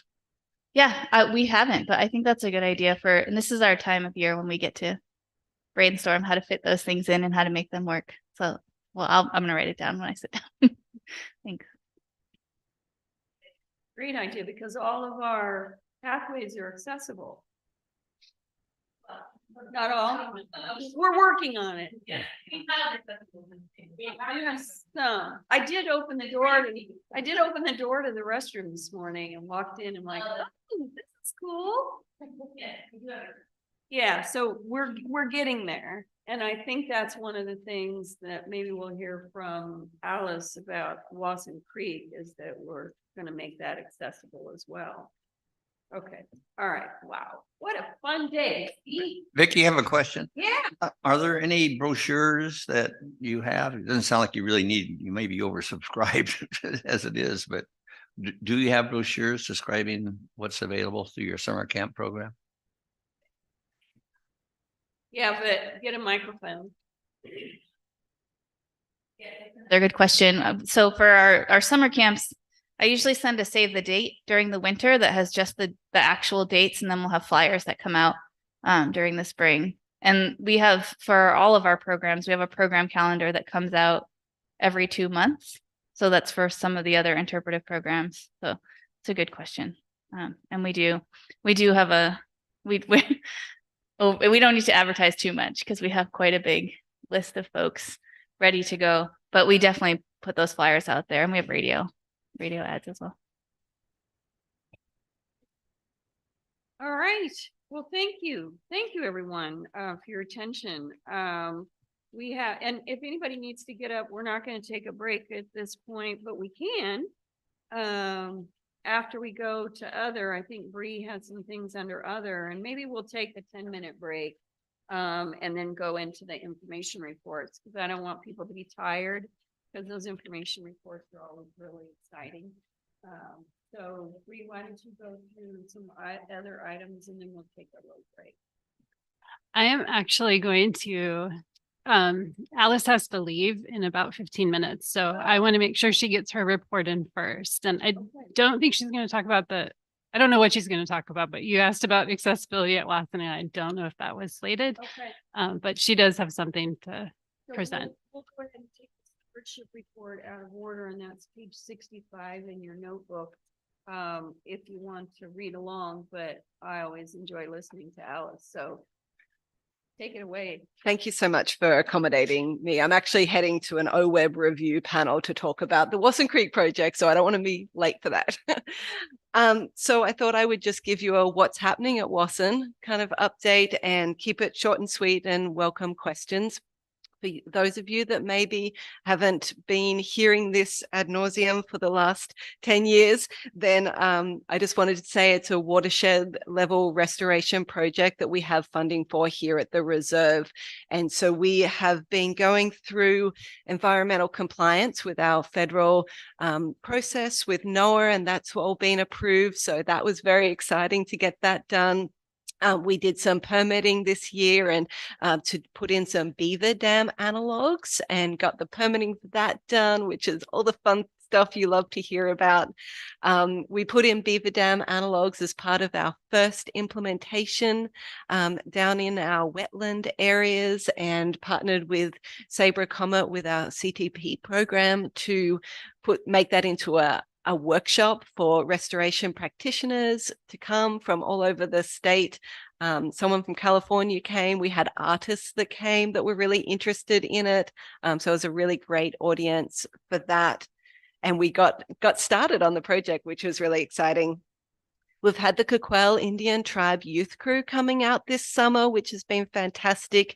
They're focusing on removing invasive species in the lower part of the watershed. And the intent is for this to be an ongoing relationship. And so next year, we're hoping to plant some native plants with this group and really continue this connection with lands and waters in the Wasson Valley, which is a really rich part of its history and its current and future of the watershed.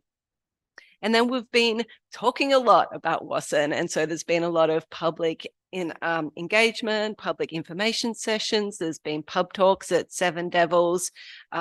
We've had site visits. We had the local community college here come out with the new agroecology class that Maria is running. And she had asked Ashley Russell and Patty Werat Phillips from the Confederated Tribes of the Coos Lower Umpqua and Sayus Indians to talk about first foods and restoration.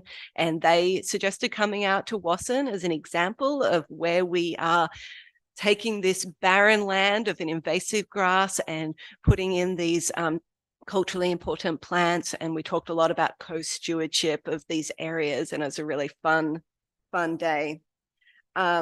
And so just in terms of accessibility, so we are ongoing in our sort of investigation about what that looks like and what we can do with that space, and make sure that we're really considering all of the needs of the area and the options that we have available.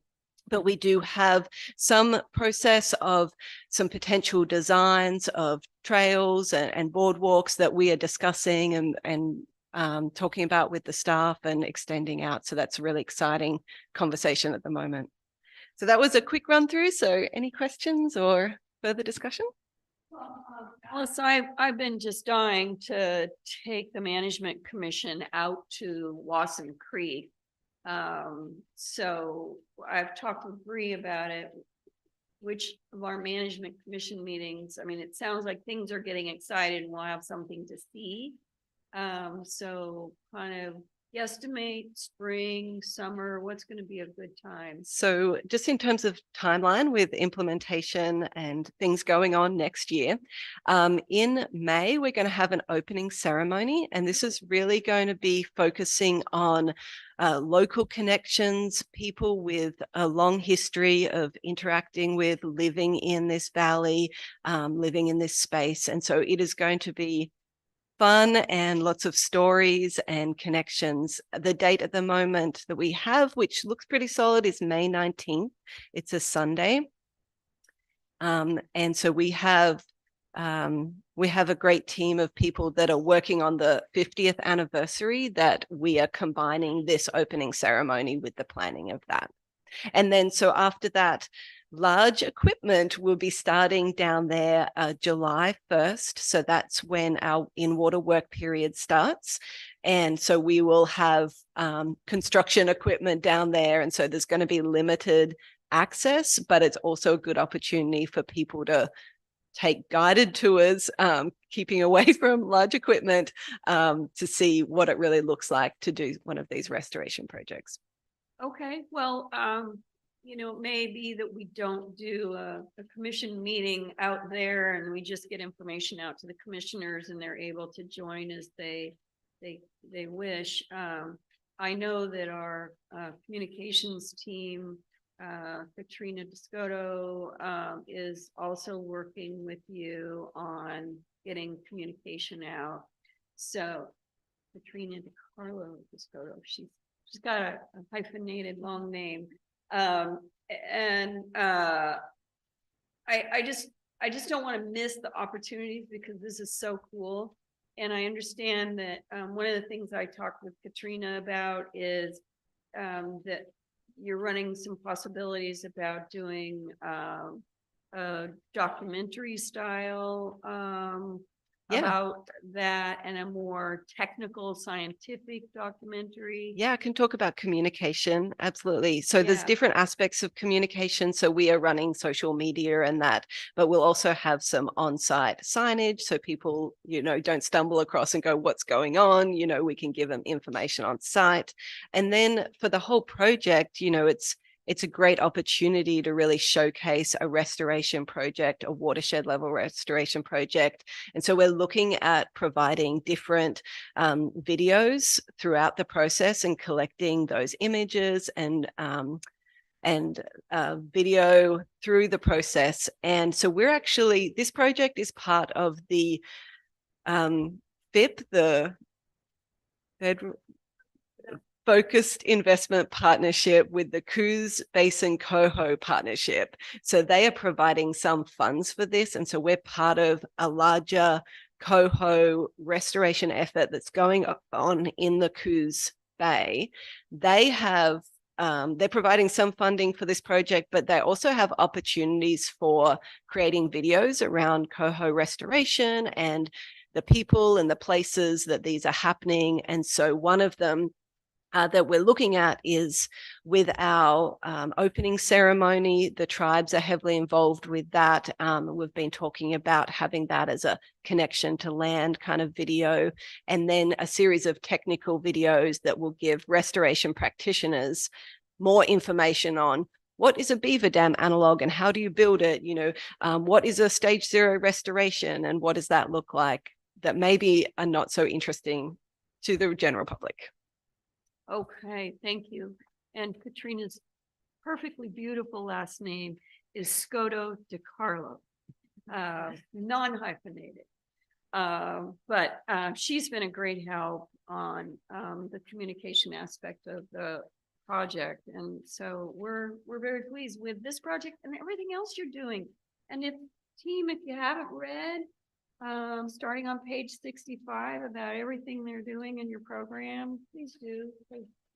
Was really interesting reading. It wasn't a put me to sleep reading. I'll tell you that. I stayed wide awake as I was reading through it. Oh, good. I love to hear that.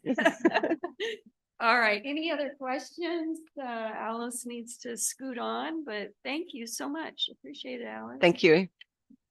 All right. Do you want to take a break or hear from Bree on other? You have more on other. Let's take a break. Yeah, your other's not just quick.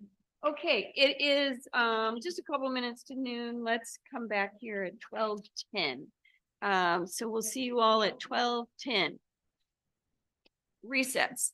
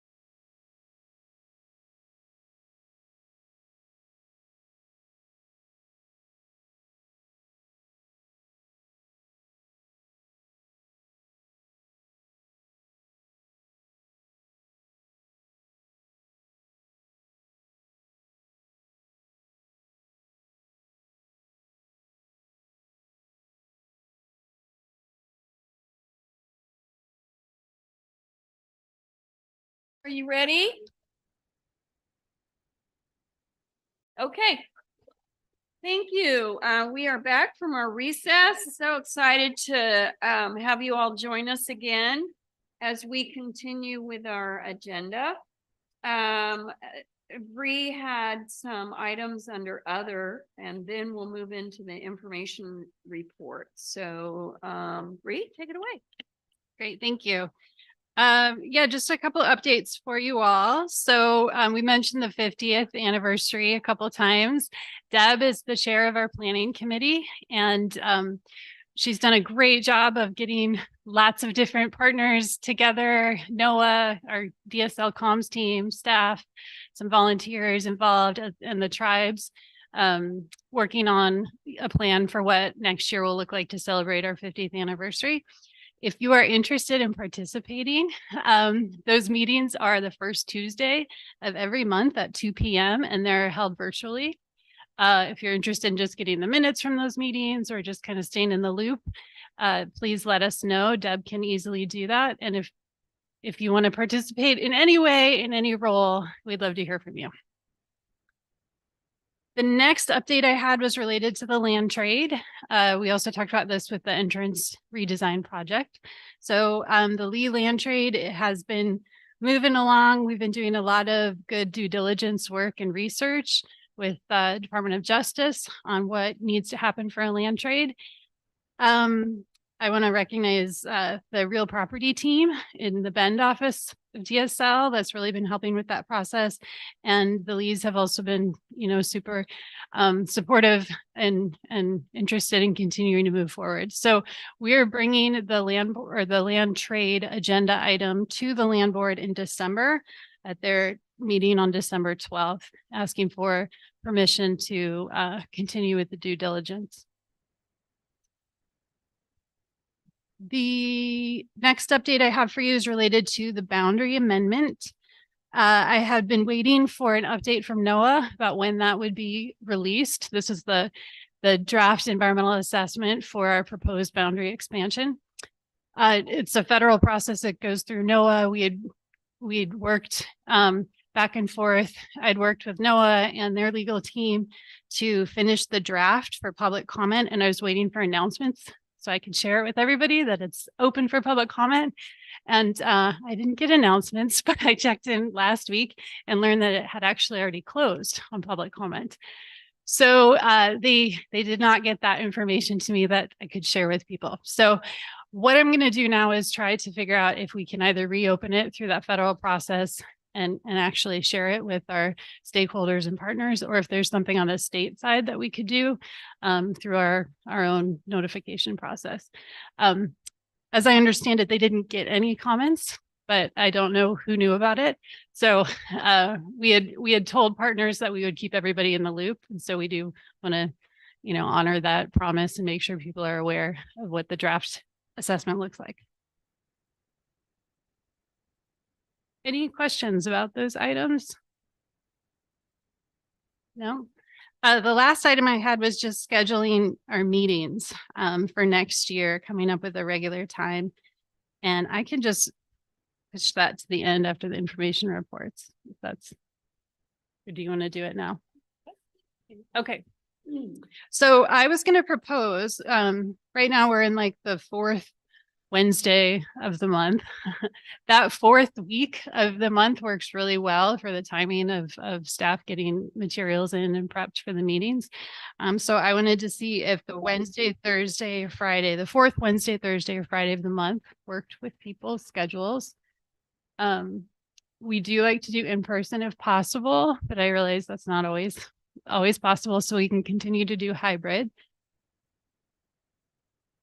I'm seeing some nodding. I also should say this isn't monthly. We talk about meeting 3 times a year. So it'd be March, July, and November are the 3 months that we'd be looking at.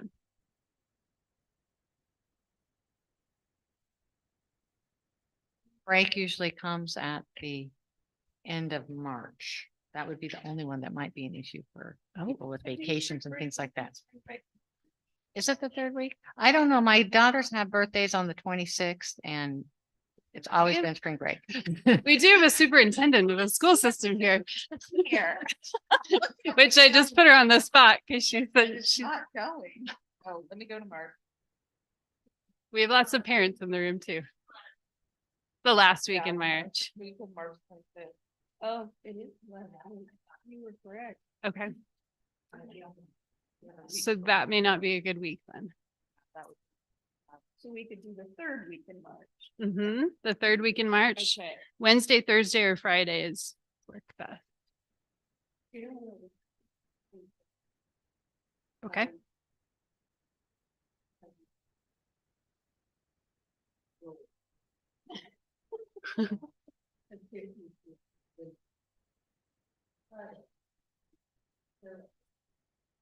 Okay. I do know we have another, I think Cinnamon Moffett doesn't, Thursdays do not work. Thursday afternoons, I have a standing meeting that starts at 2:30. Thursday mornings. Thursday mornings are an option. Oh, so like what we did today, we did 10, it'll be 10 to 1. That, interestingly enough, I have a standing meeting the third Thursday of a month. So if we did it the 4th, it works great, but on the 21st of March, it's the regional superintendent's meeting, the third Thursday, all 10 superintendents meet at the ESD on the third Thursday. The 4th Thursday would always work. The third Thursday for spring break won't work. This is why it's complex. I know this is where the doodle polls come into play. Yeah. Third and fourth Thursdays work fine for me. Okay. Fridays do not. I take on new responsibilities, keep tied up on most Fridays. Okay, no Fridays. Wednesdays work fine, although Laura Beth may have conflicts on Wednesdays. Yes. Okay. So maybe the third week in March, you do a Wednesday. And hopefully we don't have a meeting, and then after that, we'll stick to Thursday. Yeah. Okay. All right, lock it in. March 20, for our next one, and then the 4th Thursday on July. Which is Thanksgiving, right? okay. The 10 to 1 works really well. That it means like when you come down and stay overnight with my dad.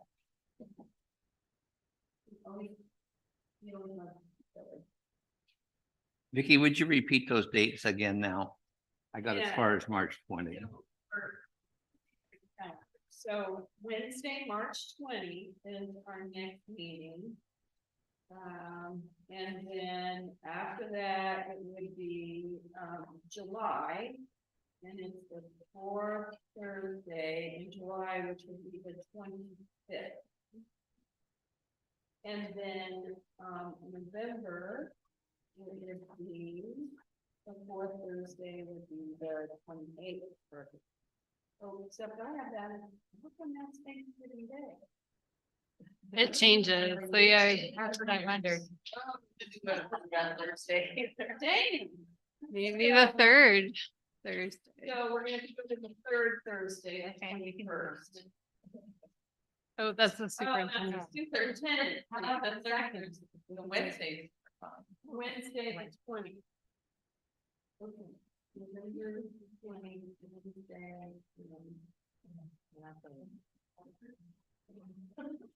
They're all very busy people. Yeah. In July, decided was the 25th. 25th. Okay. And all 20th, July 25th, and November 20th. Yeah. Okay. Oh, that's tiny. Yeah. From 10 to 1. And we'll send this out to confirm. Oh, Maya? Oh, Maya, you have a question? Yeah, if you could just repeat the dates and times just a little bit louder for us, that would be awesome. Thank you. Yes, Wednesday, March 20th. Thursday, July 25th. And Wednesday, November 20th. All of them at 10 to 1. Great. And then, like I said, we'll send out a confirmation after this, so you have it in your email as well. Terrific. Thank you. Thanks. Okay, we put that agenda item out of order, and that was just fine. We got that done. Okay, now we get more fun stuff, you guys. We heard from Rebecca on administration, but I know there's more. So Rebecca, you want to talk about administration and facilities? Yeah, I'll just, the majority of what we've got is in your packet. You heard a lot about the entrance work and what we've been doing there. And the one thing, because I know Vicky was interested in having that work done next year, which it will not be done. But the two things that could possibly be done are all of our new ADA doors in the visitor center. Those are scheduled to be done by the end of June. So those will be in place for the 50th. And then a good portion of the exhibit updates should be done by then as well. Oh, that'd be good. Yep, we have an opportunity that we are actually meeting tomorrow with NOAA about. And that grant had 3 different tasks. One was our restroom update out at the public restrooms out front. The second one was updating 5 doorways, exterior and interior, for the visitor center for automatic ADA door buttons so that they can open on their own as needed, and then exhibit updates that Jamie's been managing. And all 3 of those areas have went over budget because of COVID overruns, costs, delays, things like that.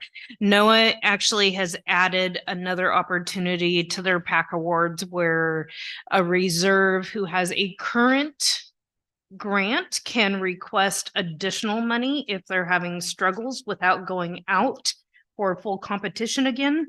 So Bree and I, we are meeting with NOAA tomorrow, and I'm actually going to request an additional $350,000 to support those 2 full tasks. It'll be the ADA doorways as well as the exhibits, so that we don't have to make cuts on what our original plan was.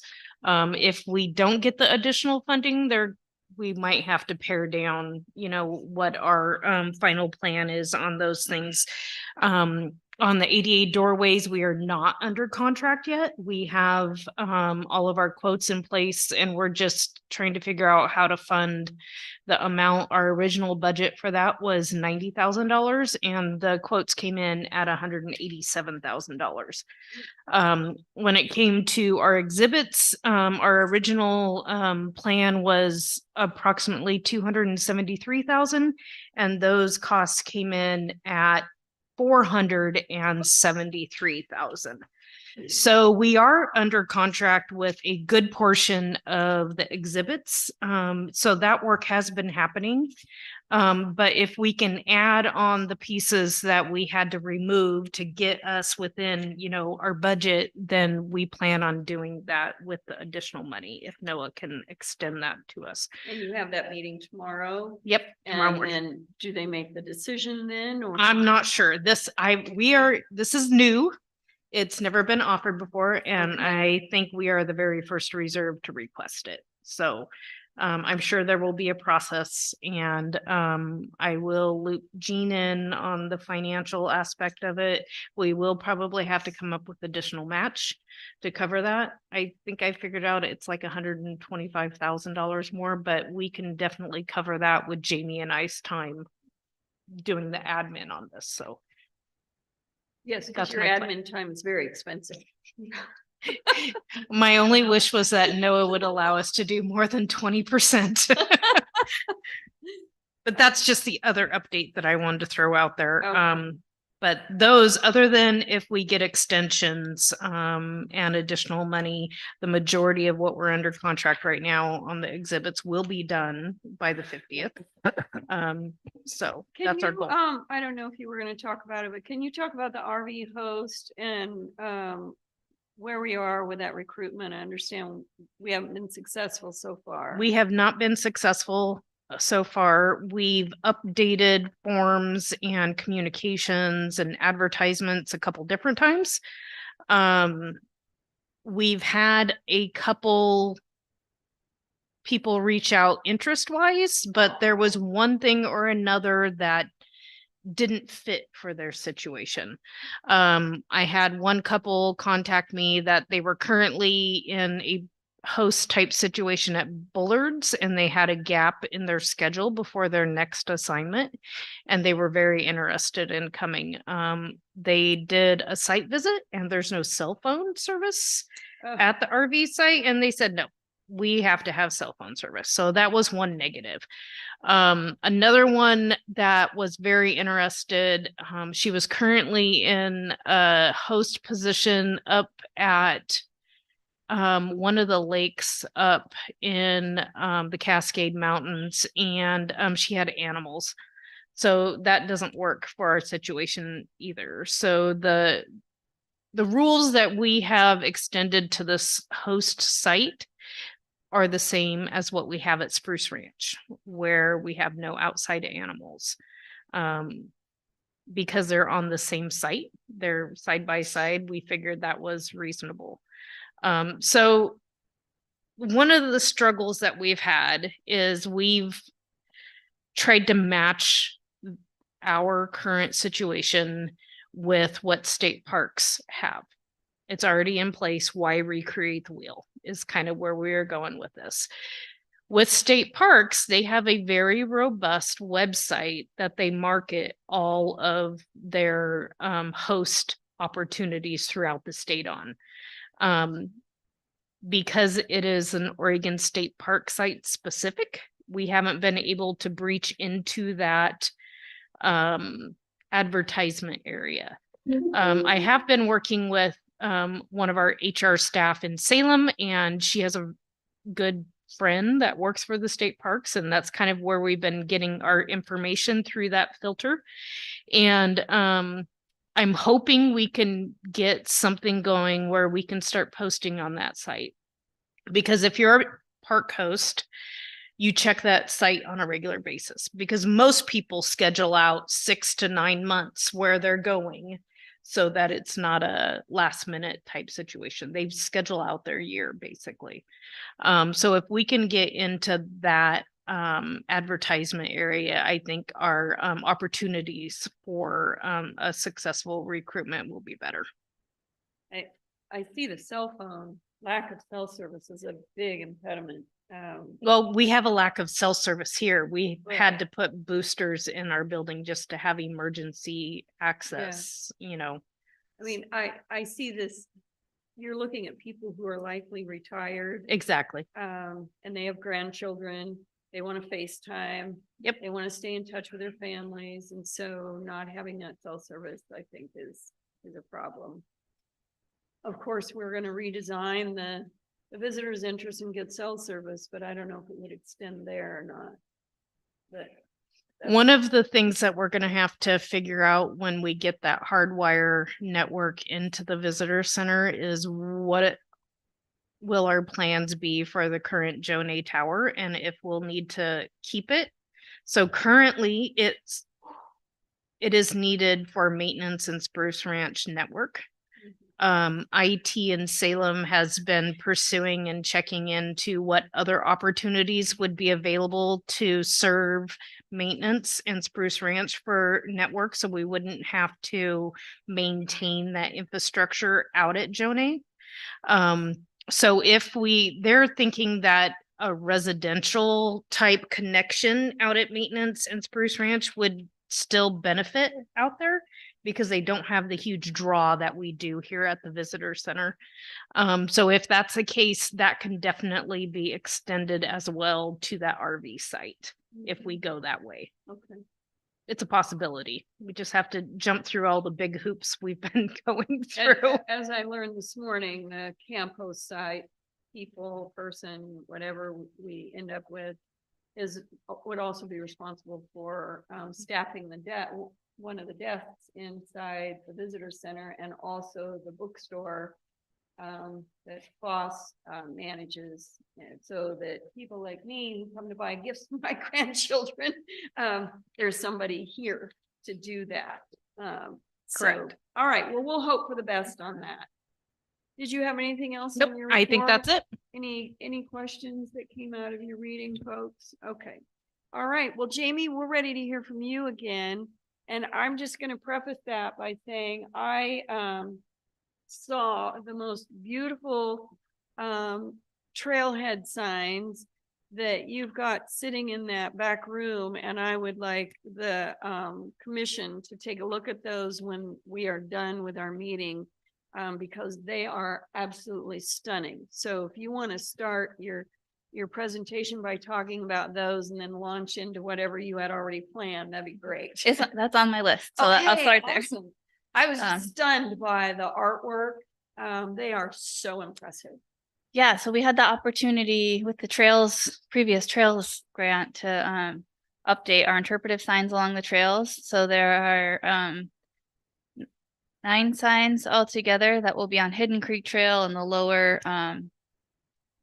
trail that goes out to Sluicide Pilings. And they're the art was all done by Ron Papish, who's a local artist who also did all the wayside signs for state parks along the coast. So it kind of, and a bunch of things in the Marine Life Center. So it blends, he's an excellent artist, and it also blends regionally with what everybody else has going on. And we worked as a team, the education team, and also actually a bunch of the science stewardship and CTP staff. Everybody contributed. So they did come out really well. And our goal was to make them informative without too much text. So we wanted to communicate through the images, which Ram really made happen for us. So those are going into the ground. They're not all on the table, but there are still some.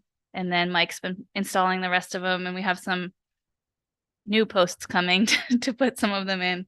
It would be nice. I've talked to Katrina about this, but it would be nice to get pictures of all the new trailheads and have post that. Is Katrina in the room?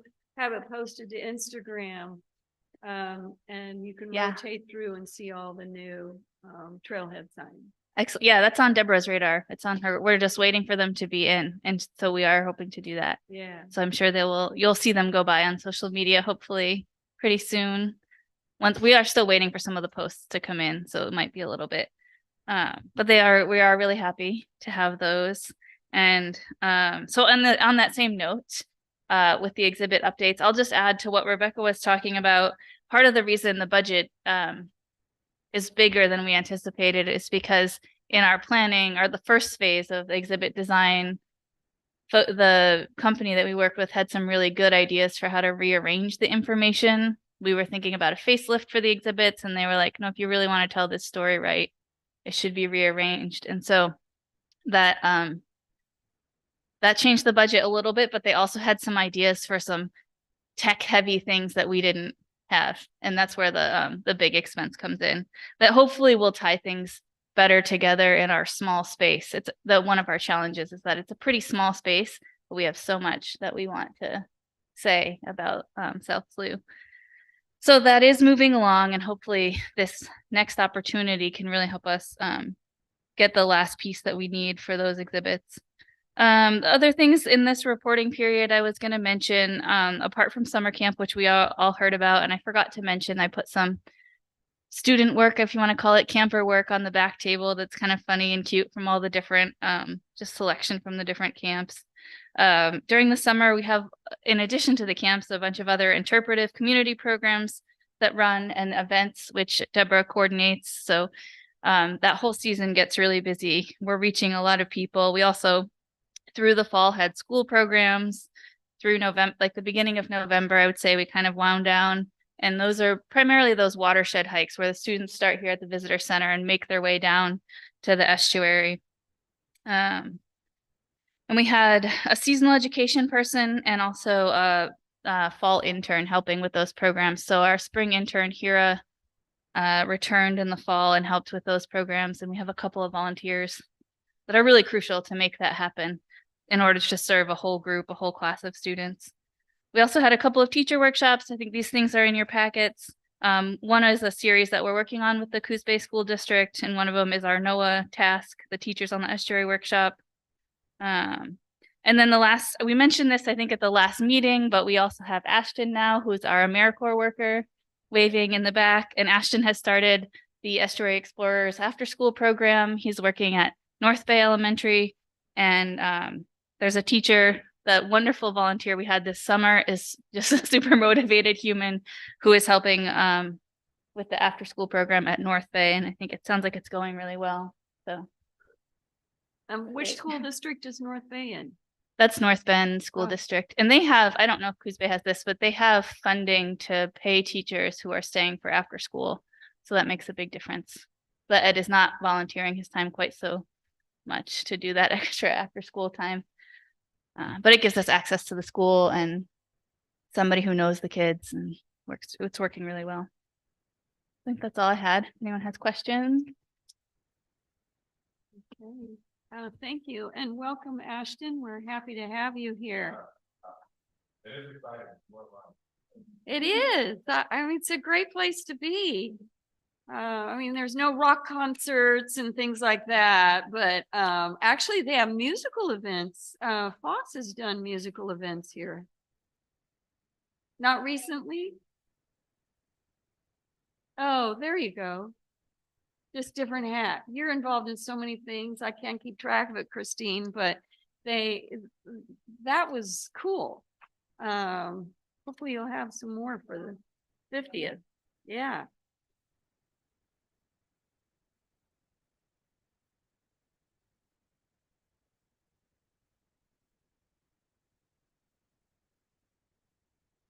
Yes, she's talking about the captivating experience being here.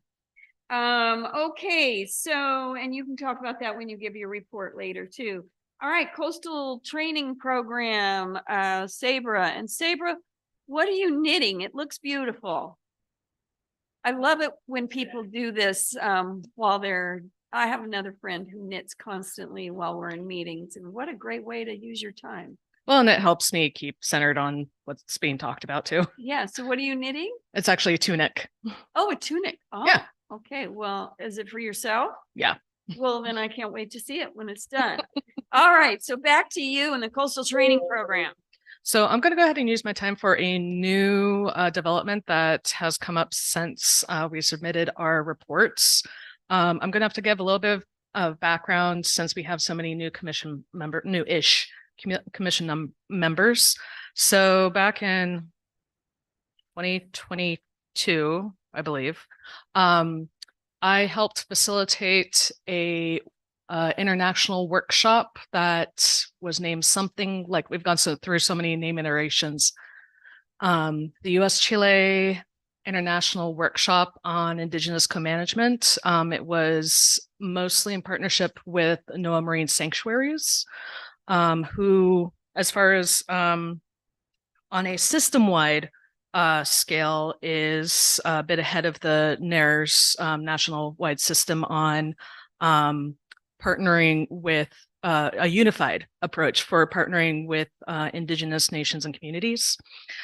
That was a bilingual workshop. We had people that were, we had to have two languages in common. One was Spanish, one was English. We had a lot of people from Chile that came from the outerlying country areas to where usually they had Spanish and then their local dialect. I learned a lot of lessons for future workshops, not only for how to record multiple translation channels on Zoom, and then how to work with translators in person, especially training the main speakers how to pace themselves, and got to know the technology for such. These are all things that, at least on the national level, the Coastal Training Program is looking at adopting and learning a lot more about, doing multilingual workshops, again, that live facilitation, that live translation, in a virtual environment, especially because there's a lot of things that we learned the first time that we had to replicate, like you have to have separate computers for every translation channel if you're recording, as well as a cross-cultural workshop. The workshop was mostly Indigenous led, myself as well as another Indigenous facilitator from Northern Sanctuaries. He's a Native Hawaiian and one of their main Pacific region liaisons. We put it together along with the planning group such that the government caucus was present, but definitely their main role was to sit back and listen and then contribute, but in a secondary manner, whereas the Indigenous community members from 6 different countries, ranging from Canada down to Chile, were the main speakers and drove a lot of the discussions. All of this to say that that report, along with a visualization tool that I developed to get through some of the can be awkward conversations. And again, not saying that we have this here at the reserve, as we have some wonderful, strong and long-term partnerships with our local tribal entities, but looking at more of a system-wide approach, how to get through some of those awkward conversations around co-management between government caucus and an Indigenous caucus, such as talking about what kind of co-management partnership does each entity want, identifying barriers and successes, as well as in a visual format. That report was finally available for public usage yesterday, which is why it wasn't in the information packet. And it will also, so right now, I'm sending that out to other CTPs because those parts, the visualization tool around co-management, multilingual facilitation, as well as cross-cultural facilitation of workshops, were all big discussion points at the NERR's national meeting in the CTP sector. So I'm going to be sharing that out if anyone is interested in that report before it gets put into a much nicer, prettier format. The George Wright Society, who was a major partner in the project, is going to be publishing that soon in their Journal of Storage. Hold on.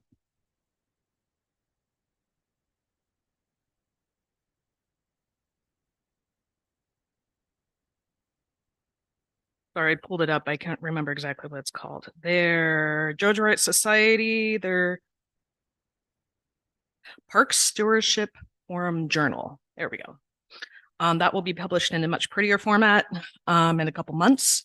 But if you're interested in reading the plain text version, I can send that to you. So again, looking at not only looking at how the CTP program here can take lessons learned for increasing access to, again, non-primary English speaking audiences, as well as broadening the hybrid options. But also from a system-wide perspective, it's been a big learning opportunity and something that is garnering a lot of national conversations. I know that was a lot. I tried to summarize the background information. If you need more background information on that workshop as it was coming about, those are available in past commission reports starting, I think, of July last year. And like I said, if you would wish to have a plain text version of that in a PDF format, that is available, and I can send that. Any questions? Awesome. Well, thank you for that surprise announcement and for the other information about what SABR has been up to. You can read that on page 51 in your notebook. So we will move to the science report. Sean, always interested to hear what you all are doing. That starts at page 53 and it goes to page 65. So I'm not going to discuss it all, but I got a few highlights, some highlights and updates. First, Alice wanted me to recognize that with the Wasson project, there's a whole nother component that's research and monitoring. And all of the research staff are working on different aspects of that, from the water quality to birds to the sedimentation, including a contract with Oregon State University researcher, Dr. Chris Janicek as well. So there's also a whole component of that that's not just the implementation, but also the monitoring and what's going on to see what happens when we do these different types of restorations. Second, along the green crab front, and so we know that green crabs in the estuary are quite high and they've been increasing the past 5 or 6 years.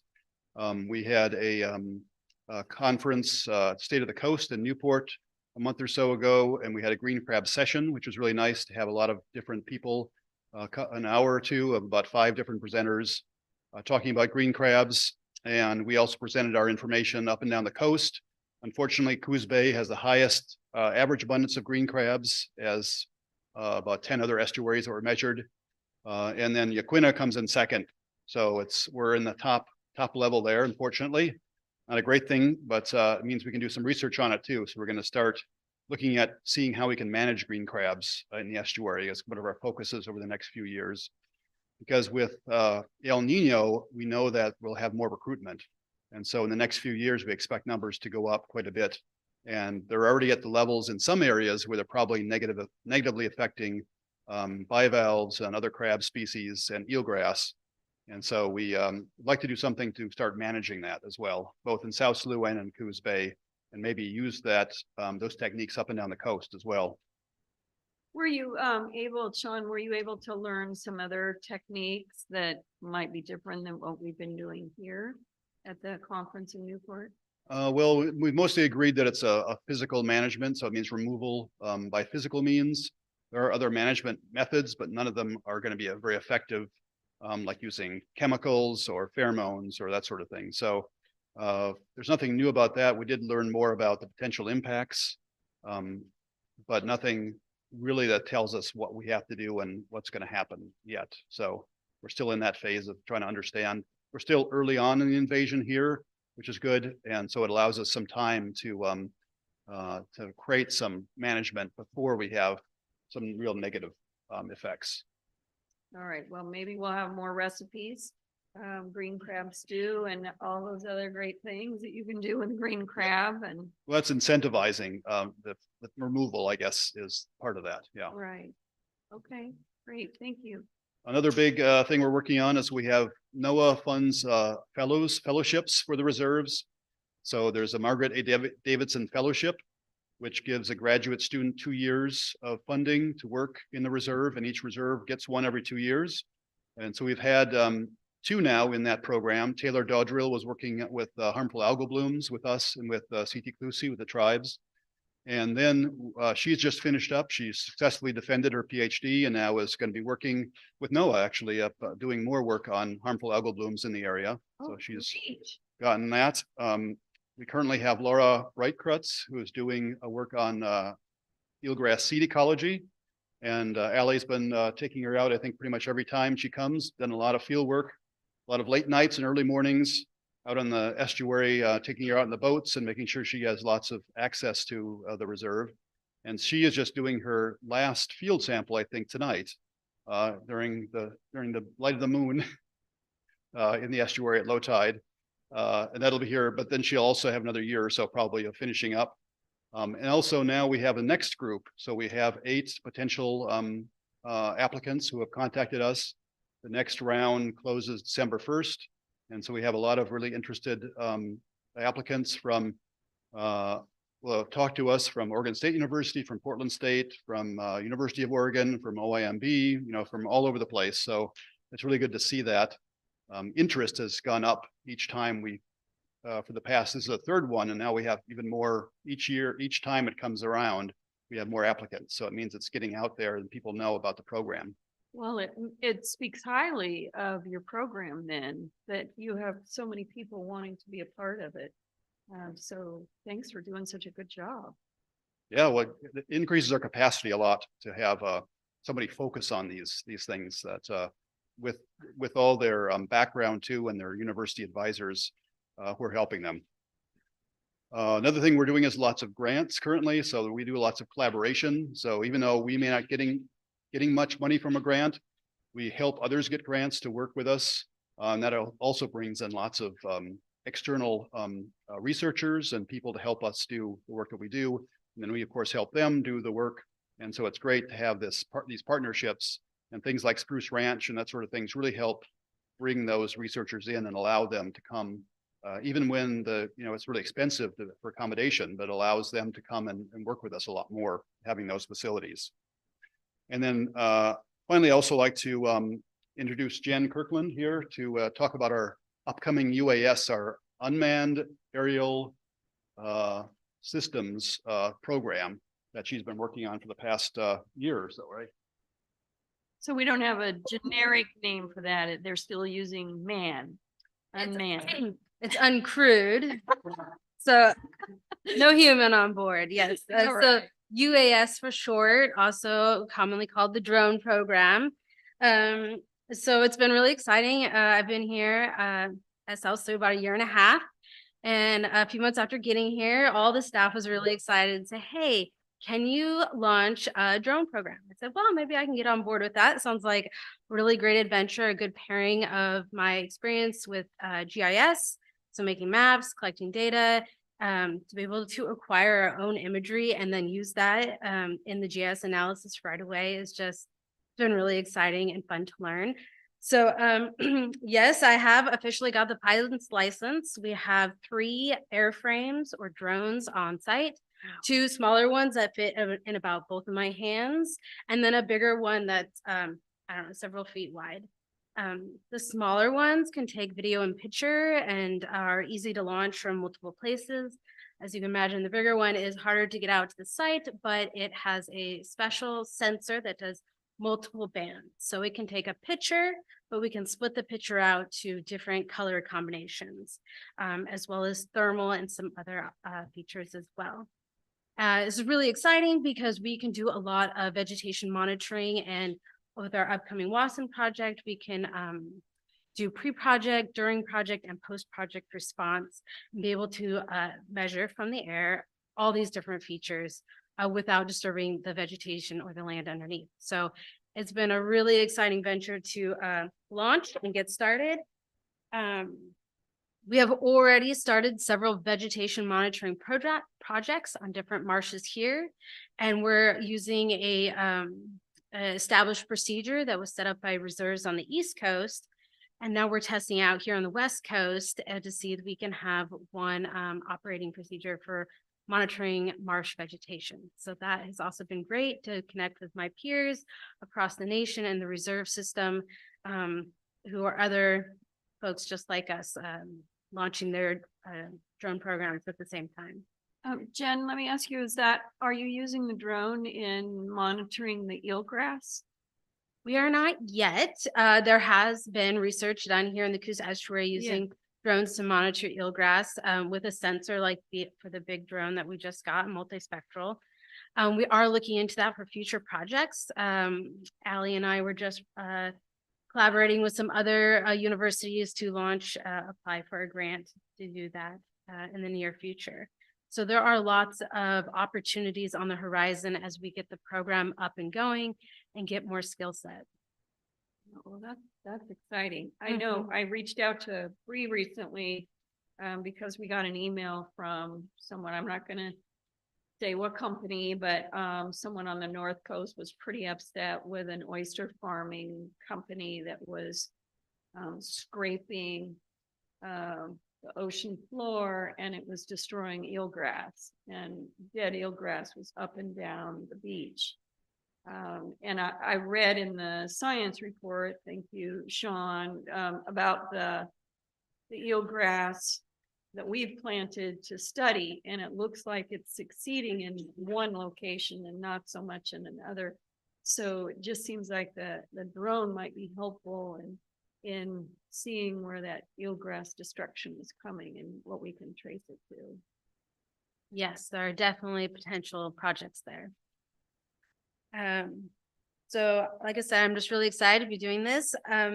This fall, we also just had our first GIS/UAS intern, which was, I think, a great success. They've had a great time here and learned quite a bit. So we look forward to continuing that into the future. As well as I've been tapped by, there is a State of Oregon multi-agency drone working group that all gets together from the head of all the Oregon state agencies that all have drone programs to meet and discuss changing policies, projects, successes, failures, and we learn from each other. So that has also been a great resource for me to learn from my fellow peers at state agencies here in Oregon. So I will open the floor to any questions. I looked in my notes and it was Allie Helms is the one that's working on the eelgrass program. So thank you. This is exciting. See, this is fun. Yes. Who wouldn't want to fly a drone? Now, how do you get your pilot's license to fly a drone? Yep. So it's a FAA license. It's considered a pilot license. It's Part 107. I took an online course. I studied a whole bunch, and then you have to go to a testing center and take a test and be able to pass it with a certain percentage. And then you get a nice little license, just like a driver's license, that allows me to do that. That's Mhm. exciting. Yeah. Do you have a website where you post all of some of your drone video that people could see and go, oh, wow, that is so cool? We do not currently have a website developed or a good outreach tool yet to share all the images. We have been sharing select images through Deborah's social media, a lot of our reports as well. A lot of staff will send me, hey, can I get a picture of, Charleston looking to the ocean? So I have got special requests. I can go out and do acquire images. I'll tell you, the whole department has been redoing its website for a couple of years now. It's a big project, and we have a staff meeting next week.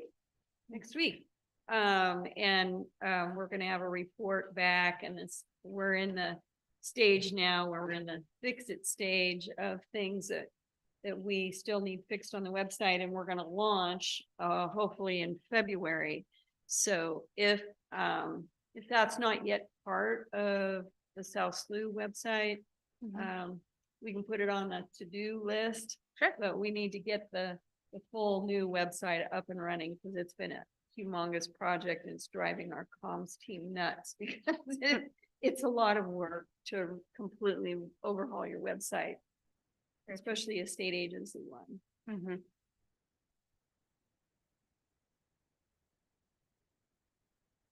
Oh, you need to be at a microphone so our lovely people on the screen can hear you. They don't want to miss out on all the cool fun and information. So one of the partners we're working with on a proposal, Bo Yang, has done a nice story map of 2 eelgrass sites. So Fossil Point and Barview. So you can just look that up, or I'll send the link to you. But it's more of, he took out a group of students, but they have some nice maps and imagery that they created. I believe it was 2 summers ago, but they've been doing that mapping annually. Okay, we'll have Bree send it out to the commission. Thank you. All right, any other questions from either side of the table? All right, thank you both. Really appreciate it. Your time and your effort and all the work you do. I got goosebumps over that. That's good. Okay, and we heard from Alice on the stewardship. So now, we're down to Friends of South Slough. And I thought, is that all they're doing today is reporting on the entrance, which is a big deal, but no, Christine has more to tell us about. So if you want to approach a microphone, I have a paper here. Do you want it?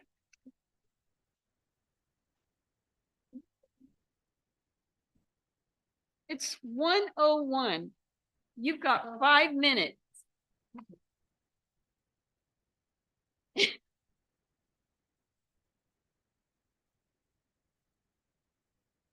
Sometimes it seems like that's all we were doing is the entrance, but one of the things about the Friends of South Slough, which is a volunteer-based organization, we are tax deductible 503c organization, and we can speak outside of the agency. So we are pretty good at writing letters and providing testimony, either with the FOS letterhead or individually as members. And there certainly is a lot going on with our estuary here. So we partnered with a number of folks recently and had a whole evening on the estuary at the Egyptian Theater.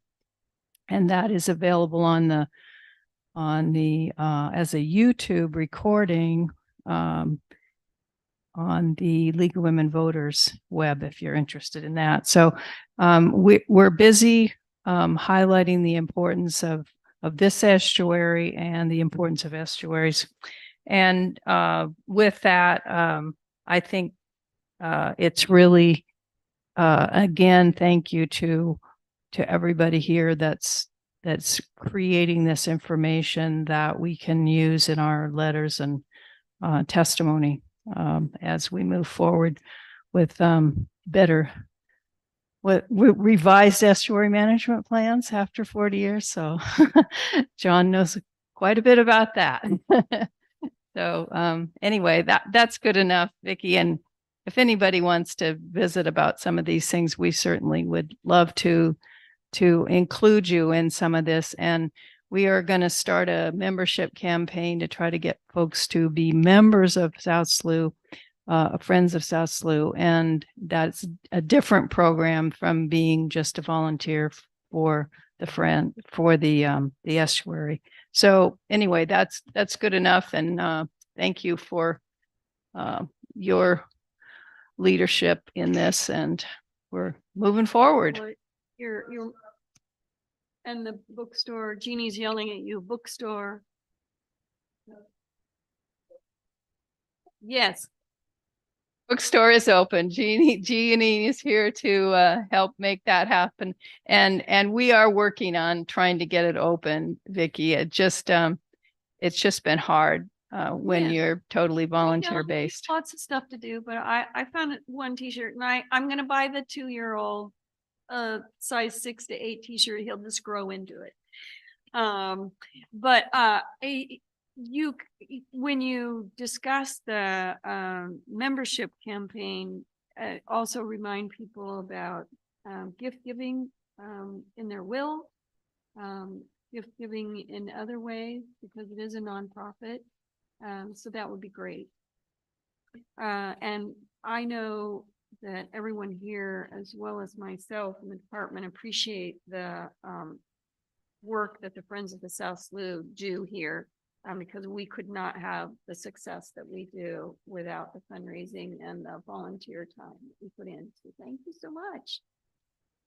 All right, well, we have come to the end because we talked about this meeting schedule. You all got that, and Bree will send it out again after the meeting, just in case you lose your slip of paper between now and then. So before we adjourn, it's not in the agenda, but I should have asked for adoption of the agenda, but I didn't. So now I'm just going to ask, is there anyone for the good of the order? Do you have any announcements or anything you'd like to make? Okay, well, then the next item on the agenda is a motion to adjourn. Is there a second? Second. And it's not debatable, so all those in favor say aye. Aye. And opposed, no way. We are adjourned. Thank you so much. And do try to go into the little lunchroom area or whatever that